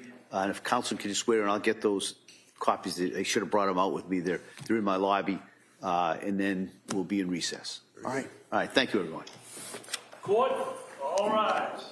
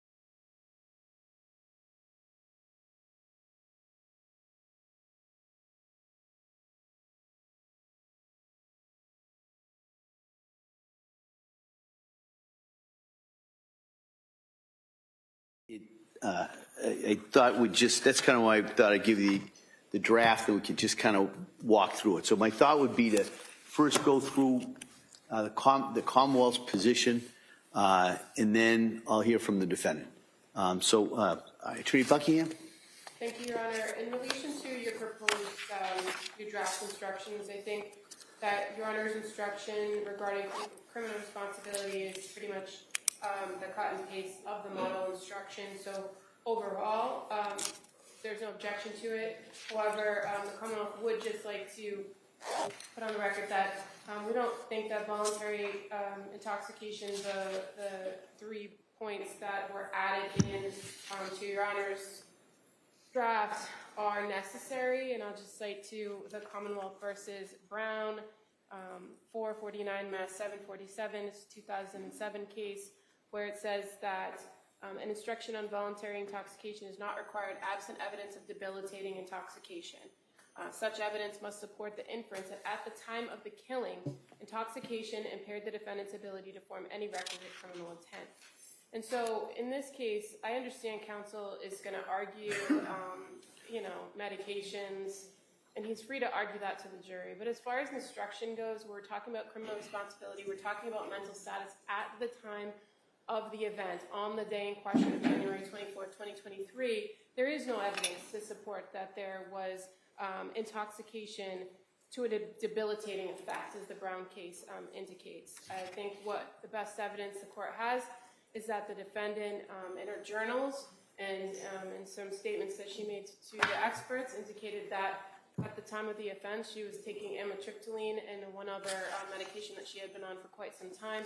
And Your Honor now has evidence that it was a very low dose of amitriptyline, and there is nothing about the observed behavior of her on that day suggesting that there was any debilitating effects of the consumption of the prescription medications on that day. So we would ask that those sections not be included in the instruction. If Your Honor is inclined to include them in the instruction, we are asking that you add a qualifier into it's what's listed as paragraph 3, where it starts to talk about. Is that on page 3, kind of Roman numeral 3? Yes. Okay. All right. Yeah. Go ahead. It says the defendant who lost a substantial capacity I have just described involuntarily intoxicated by prescription drugs. We would just ask that you add on the day of the offense to, again, just be clear to the jury that we're talking about her consumption or the consumption of the medication on that day. I did notice a quick typo on page 4 under Roman numeral 4 in that first full paragraph where it's the consequences of a finding. It says in the maybe 5th line, it starts, if the court concludes the defendant is mentally ill and that her discharge would create a substantial likelihood of serious harm to himself. Oh, gotcha. It's just a pronoun. Right. Okay. No, I appreciate that. As far as the remaining charges, instructions on the charges of first degree with deliberate premeditation and extreme atrocity or cruelty, the Commonwealth has no objection to that. I would just note another typo on page 7. Where Your Honor lists out the Castillo factors. On the third factor, C and D appear to be on the same line, and there are just some numbers in there that I don't think make sense. This is the manner and degree and severity of the force used. Oh, I got you. Yep. And as far as the instruction on involuntary manslaughter, the Commonwealth would object to the involuntary manslaughter, and I would cite to the case of Commonwealth versus Garabedian, which is an older case, 399 Mass 304. It's from 1987, and it says that the defendant, in that case, the defendant argued that involuntary manslaughter was required because of evidence of involuntary chemical intoxication. That was a case where the guy was he sprayed chemicals on lawns, and he had an interaction with a homeowner and ended up getting into a physical altercation with her, strangling her, falling off a ledge, hitting her with a rock, and then strangling her with a shoelace. So in that particular case, the court held that an unlawful battery was quite likely to endanger life and hence could not be classified as involuntary manslaughter.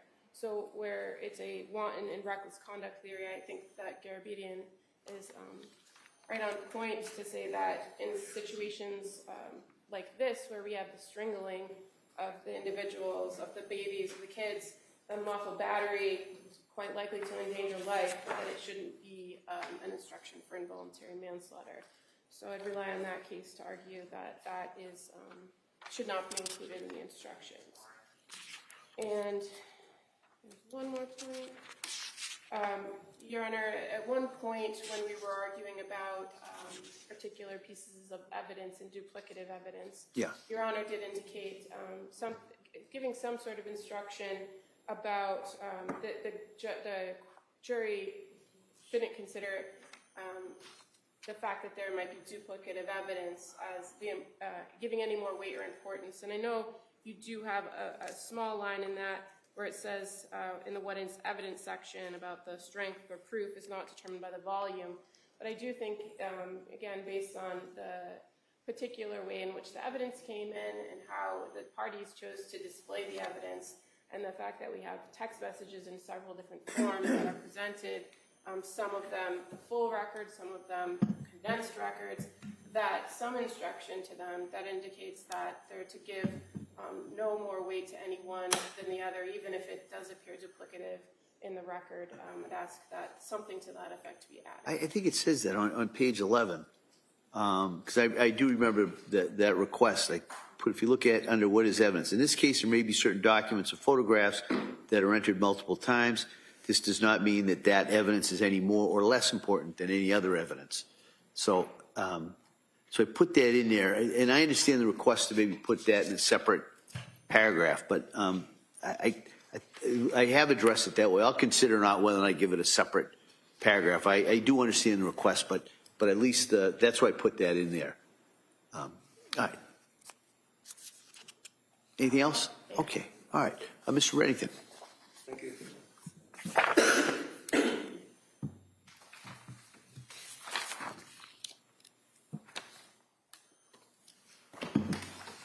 Thank you for the time to review this stuff, Judge.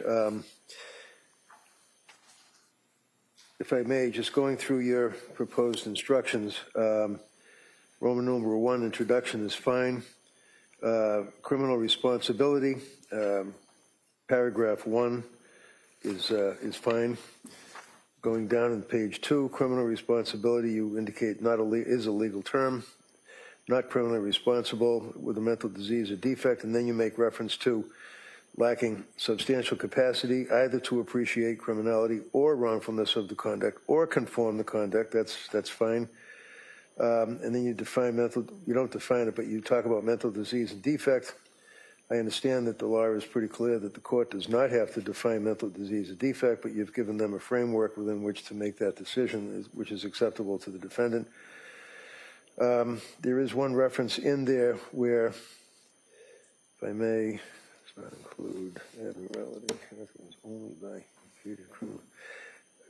So you say in that sentence, the phrase mental disease or defect is a Hold on, let me find that. I'm sorry, it's page 2, second paragraph down after that first sentence. I got it, the phrase, go ahead. Yep, mental disease or defect, in quotes, is a legal term, not a medical term, that's fine. It need not fit into a formal medical diagnosis, fine. The phrase, quote, mental disease or defect does not include abnormality. This is what I'm just looking at. Characterized only by repeated criminal conduct.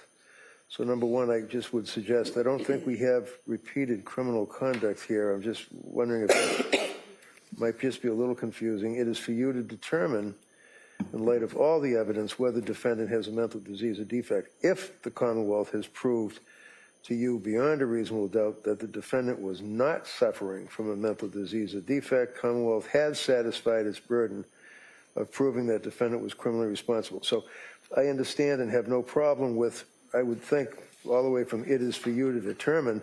My only question is in reference to that where you put in the phrase about mental disease or defect does not include an abnormality characterized only by repeated criminal conduct. I don't think that that's based on the evidence, so it might be hypothetical, but I just will not have that in.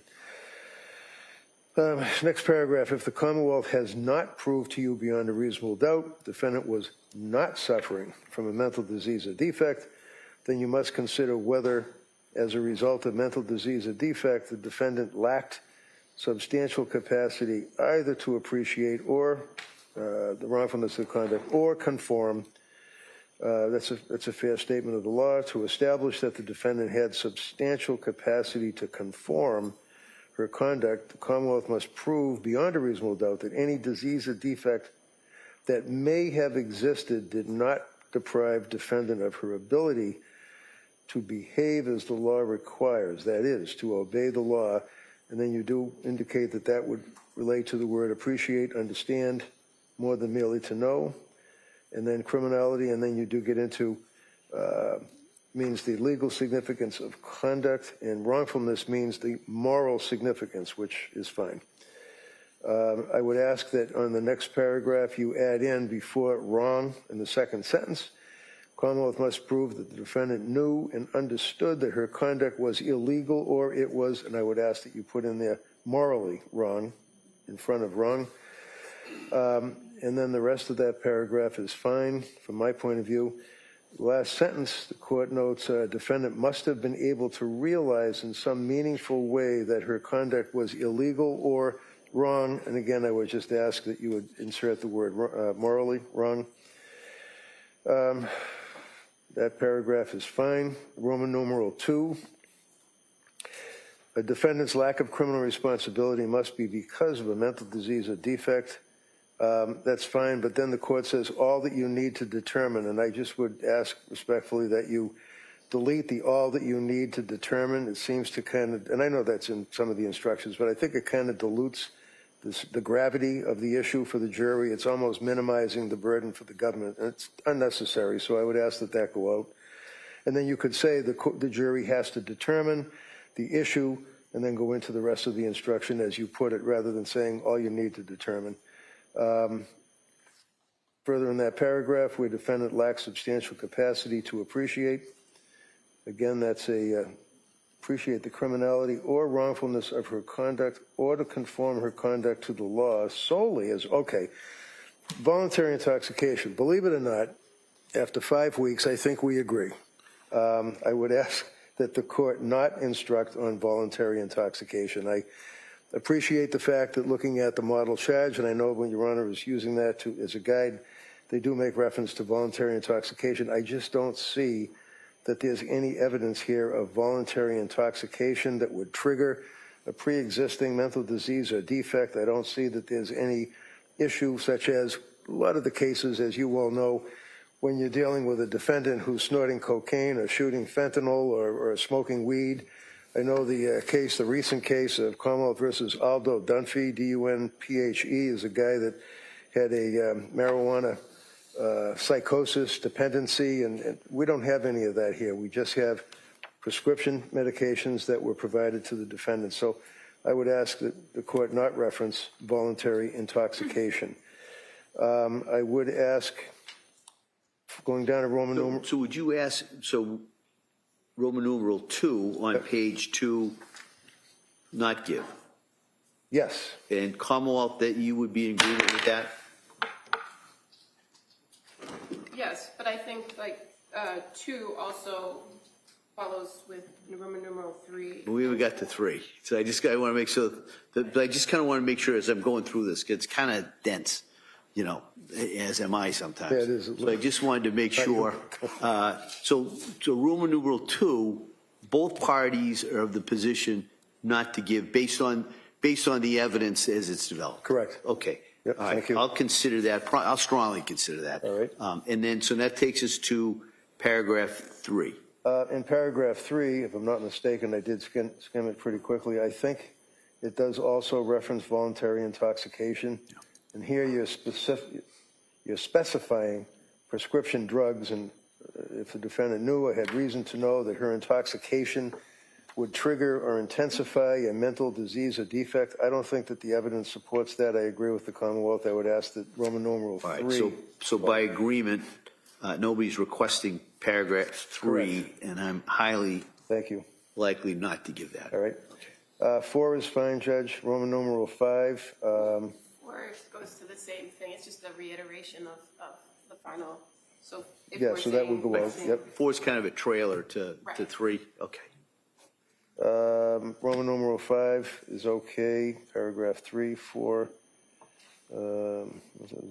Okay, so again, if I may, just say, without skimming them now, anytime it's referencing voluntary intoxication, maybe that could be deleted. Because I see in paragraph 4 on Roman numeral 5 on page 3, it does reference again for voluntary intoxication from prescription drugs and that type of thing. So that would go out. Paragraph 6, talking about in the event that the defendant is indeed acquitted by reason of lack of criminal responsibility. I know the court has the obligation to instruct the jury as to what potential ramifications would flow from that. I believe that's a fair statement of the law. Instructions on murder in the first degree, deliberate premeditation, cruelty and atrocity, those are all fine. Second degree, that's fine. Involuntary manslaughter, I do think certainly the facts as presented and the evidence does justify the instruction as the court. Let me hear you. What's the argument in regards to the involuntary manslaughter? Well, the argument regarding the involuntary manslaughter is clearly that the defendant intended the conduct that resulted in the death of the deceased, and the conduct in the event that it was not such that her conduct was as a result of her suffering from a disease or defect, intentional, premeditated, and intended to be cruel and atrocious, that would reduce it down to manslaughter, and it would most certainly be wanton or reckless. I will be addressing voluntary as well, but I think it's clear that on the evidence that if the jury determines that defendant committed an act, defendant, as a result of the act, the victims were indeed died, that there's a high degree of likelihood that substantial harm would result to the individuals as a result of the defendant's conduct, but yet we're not talking about a disease, a defect that rises to the level of not guilty by reason of lack of criminal responsibility. You would then revert to, or default, if you will, to the standard of wanton and reckless conduct. And we know that wanton and reckless conduct under the Lansky case, basically if a defendant does an intentional act that is not just negligent, it would have to rise to the criminal standard or the criminal level of being wanton or reckless. So I think that that would, in fact, justify an instruction on involuntary manslaughter. If you want, I can continue with the voluntary manslaughter that I would ask the court to instruct. And that would relate to the issue of diminished capacity. I know the court is very familiar with Commonwealth versus Gould. I believe it's 300 Mass 672. Supreme Court decision, Patterson versus New York, that talks about evidence of a defendant's emotional or intellectual or mental state of mind that does not rise to the level of lack of criminal responsibility, but it could certainly rise to the level of extreme emotional disturbance, that would be manslaughter, not murder, and that would be under and consistent with the United States Constitution as well as the Massachusetts Constitution, because in addition to Commonwealth versus Gould, we have case law, as I'm sure I know Your Honor is aware, that talks about diminished capacity. It talks about mental disease or defect. If in fact there's evidence of a mental disease or defect, mental impairment, but it does not rise to the level of lack of criminal responsibility, then under all of those cases I just cited, plus Garabedian at 399 Mass 34, as well as my old case of Thomas Toolin, 490 Mass 698, you can have evidence of mental disease or defect that does not rise to the level of lack of criminal responsibility, but it would mitigate or reduce from the ability of the person to know that what they're doing is in fact cruel and atrocious, to know what they're doing does constitute premeditated malice, aforethought. We all know what the concept of malice is. You get the 3 prongs of malice. There's no doubt that mens rea is important on the concept of malice. And if a jury says, well, look, evidence is that she was going to these doctors, that she was getting prescribed medication, she was taking the medication, she was in a postpartum depression stage. I don't buy the postpartum psychosis, but I think that clearly she was over-medicated or had medications that she was involved with, plus her postpartum depression. That would then justify them to say it reduces her ability to think, to react, to know as it relates to malice, which under those cases I cited would reduce to voluntary manslaughter. So that would be voluntary manslaughter. The willful wanton conduct would be involuntary manslaughter. Reasonable doubt, obviously, is fine. All the rest of the instructions that you gave, or that you would give, are fine. I would ask that the court consider the prospect, and by way of considering, involuntary intoxication. And I did cite a couple of cases, Commonwealth versus Wallace and Darsh, Piantadozzi, as it relates to evidence of involuntary intoxication. And that would apply if, in fact, there's no intentional ingestion of cocaine or some type of illicit drug, but in fact it's a prescription drug that she was ingesting consistent with the drug instructions, if you will. You know, the drug laboratories and the pharmaceutical companies, they market these products. They have, some of them have black box warnings on them. We've talked about that a little bit in this trial, talked about the age cutoff, but nevertheless, it's scary stuff. You're talking the selective serotonin uptake inhibitors, you're talking about tricyclics, you're talking about antipsychotics. So if, in fact, this young lady did not have a disease or a defect that rose to the level of lack of criminal responsibility, but as a result of the drugs that she was prescribed, not abusing, not mixing with illegal or illicit drugs, that would allow a jury to determine that it would be manslaughter based upon the involuntary intoxication. And finally,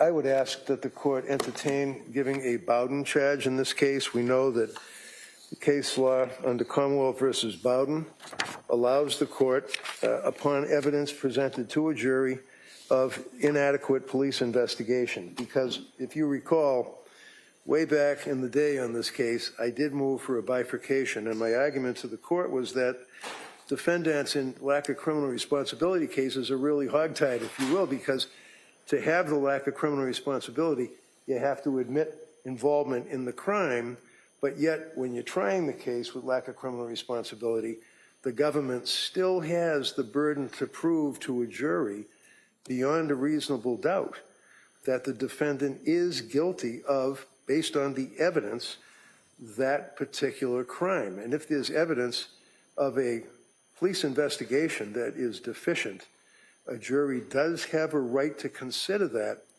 as a basis of an acquittal. They can consider that for purposes of finding reasonable doubt based upon the lousy investigation. In this case, it wasn't just a lousy investigation. It wasn't even an atrocious investigation. It was no investigation. In this case, Judge, the police, I think we all would agree, even the government, they basically accepted the fact that she strangled the kids are in the basement, she's guilty, and we move on. They didn't investigate anything. They didn't test the screen. They didn't even take a picture of the screen. They didn't see if there's any blood on the screen. There's no crushers for the alleged crushing of the medications. There's no indication that there's powder that she was crushing the medication to ingest the medication. There's all sorts of questions regarding the blood spatter, the blood.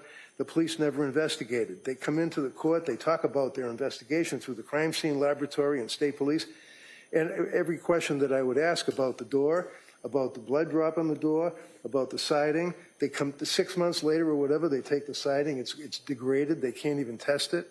I could go on and on and on with the horrific investigation in this case. So I think it would be fair for the court to instruct them on Bowden. That's it. All right. Commonwealth, I know there was one, well, there were two requests I think that were, you may not have been aware of, but I wanted to give you an opportunity to be heard. One is the Bowden instruction. Also, one is the voluntary manslaughter. Before I let you do that, if I'm looking at the instruction that I have as a possible instruction regarding involuntary manslaughter, Mr.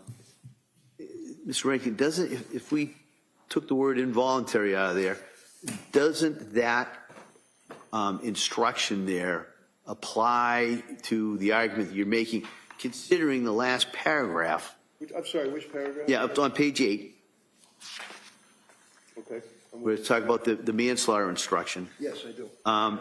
It's been, in the last paragraph, it talks about the ability to consider evidence from either a mental impairment or consumption of the prescription drugs. No, I agree with that, Your Honor. If we were to fashion that, I think that instruction would So cover just one instruction? Voluntary, involuntary, it doesn't really matter. That's what I wanted. That's kind of what I was thinking, just to go. I agree with If that. I give it, it would just be one instruction, and I wouldn't name it either involuntary or voluntary. It would just be if I give that. Okay. All right. And I think Attorney Buckingham, I don't know if I know the Commonwealth objects to that anyway, so I'm not asking for the assent on that. But what about the Bowden instruction? So, Your Honor, we would object to the Bowden instruction. Again, counsel is free to argue whatever he wants about the police investigation in this case, but as far as failures of the investigation that have been identified in the course of the trial, I don't see that there is any. And everything that Attorney Reddington just said about what they didn't test, they didn't test the screen. Well, there's clear photographs of the screen and the condition of the screen, and that was very apparent. That was done on the day of the incident. It was documented. Witnesses testified about that. Witnesses gave statements about the window in and of itself. The blood on the outside of the house was observed. There's been adequate testimony about why it wasn't swabbed on that particular day, and there also has been adequate testimony about subsequent decisions to go back and get information or get the swabs from that area and what testing was done, and that there was testing done to identify that it was the defendant's blood that was on the outside. So I think that the evidence, the claims have been made, but the evidence shows that there has been an adequate police investigation.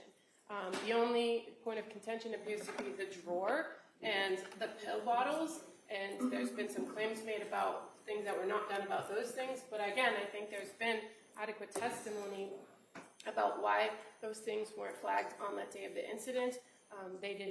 Police weren't aware of the fact that there was actually an ingestion of medications on that particular day.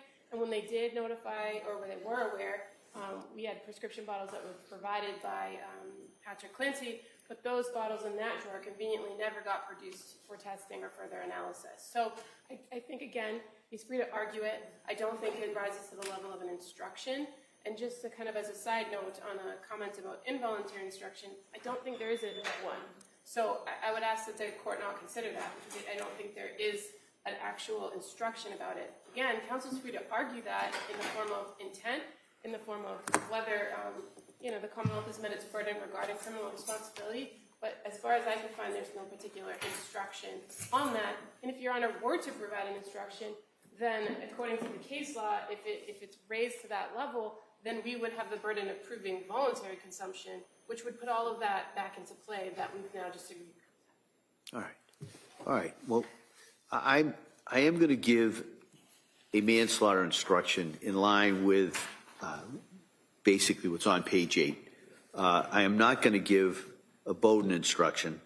The defendant is free to argue that any deficiencies that he feels that are in the investigation, certainly free to argue. I will not give the voluntary intoxication instructions in regards to the criminal responsibilities. So I'll have a better draft in the morning, but I just kind of wanted to let you know what the instructions are so that you can prepare your closing arguments. In speaking of those closings, how much time do you think you may need on that? I'm usually pretty quick. I would say half hour. I was thinking more of an hour. All right, I was thinking of all the testimony, all the exhibits. If the parties want an hour, you don't have to use it all. And like I said, I've seen all three of you try cases, so I know you'll be making progress. So if it gets to 1 hour and 1 minute, I'm not going to push the button. So just so we can kind of have some estimate. All right. Anything else we need to address, you think, before tomorrow? No, thank you. All right. Well, Counsel, again, thanks for all your efforts in regards to this. So I'll have a full copy of this first thing in the morning, and we'll do arguments in charge, hopefully as soon as we are ready tomorrow morning. There is one other minor matter that we've talked about.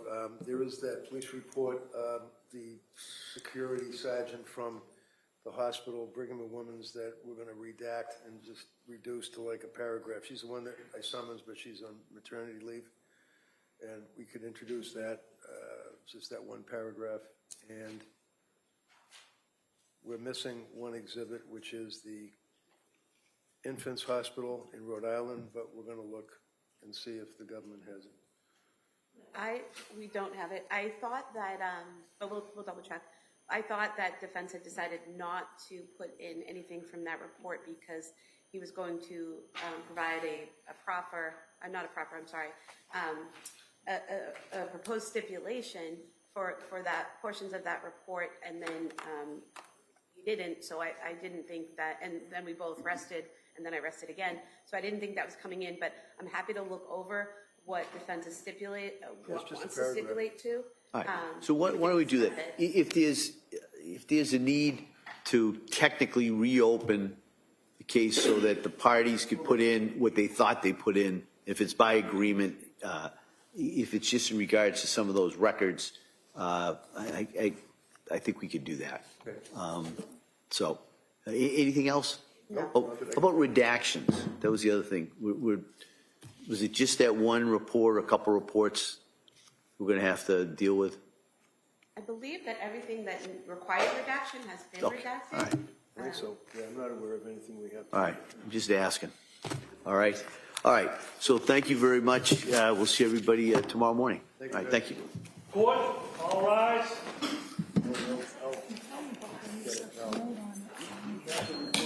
Thinking about my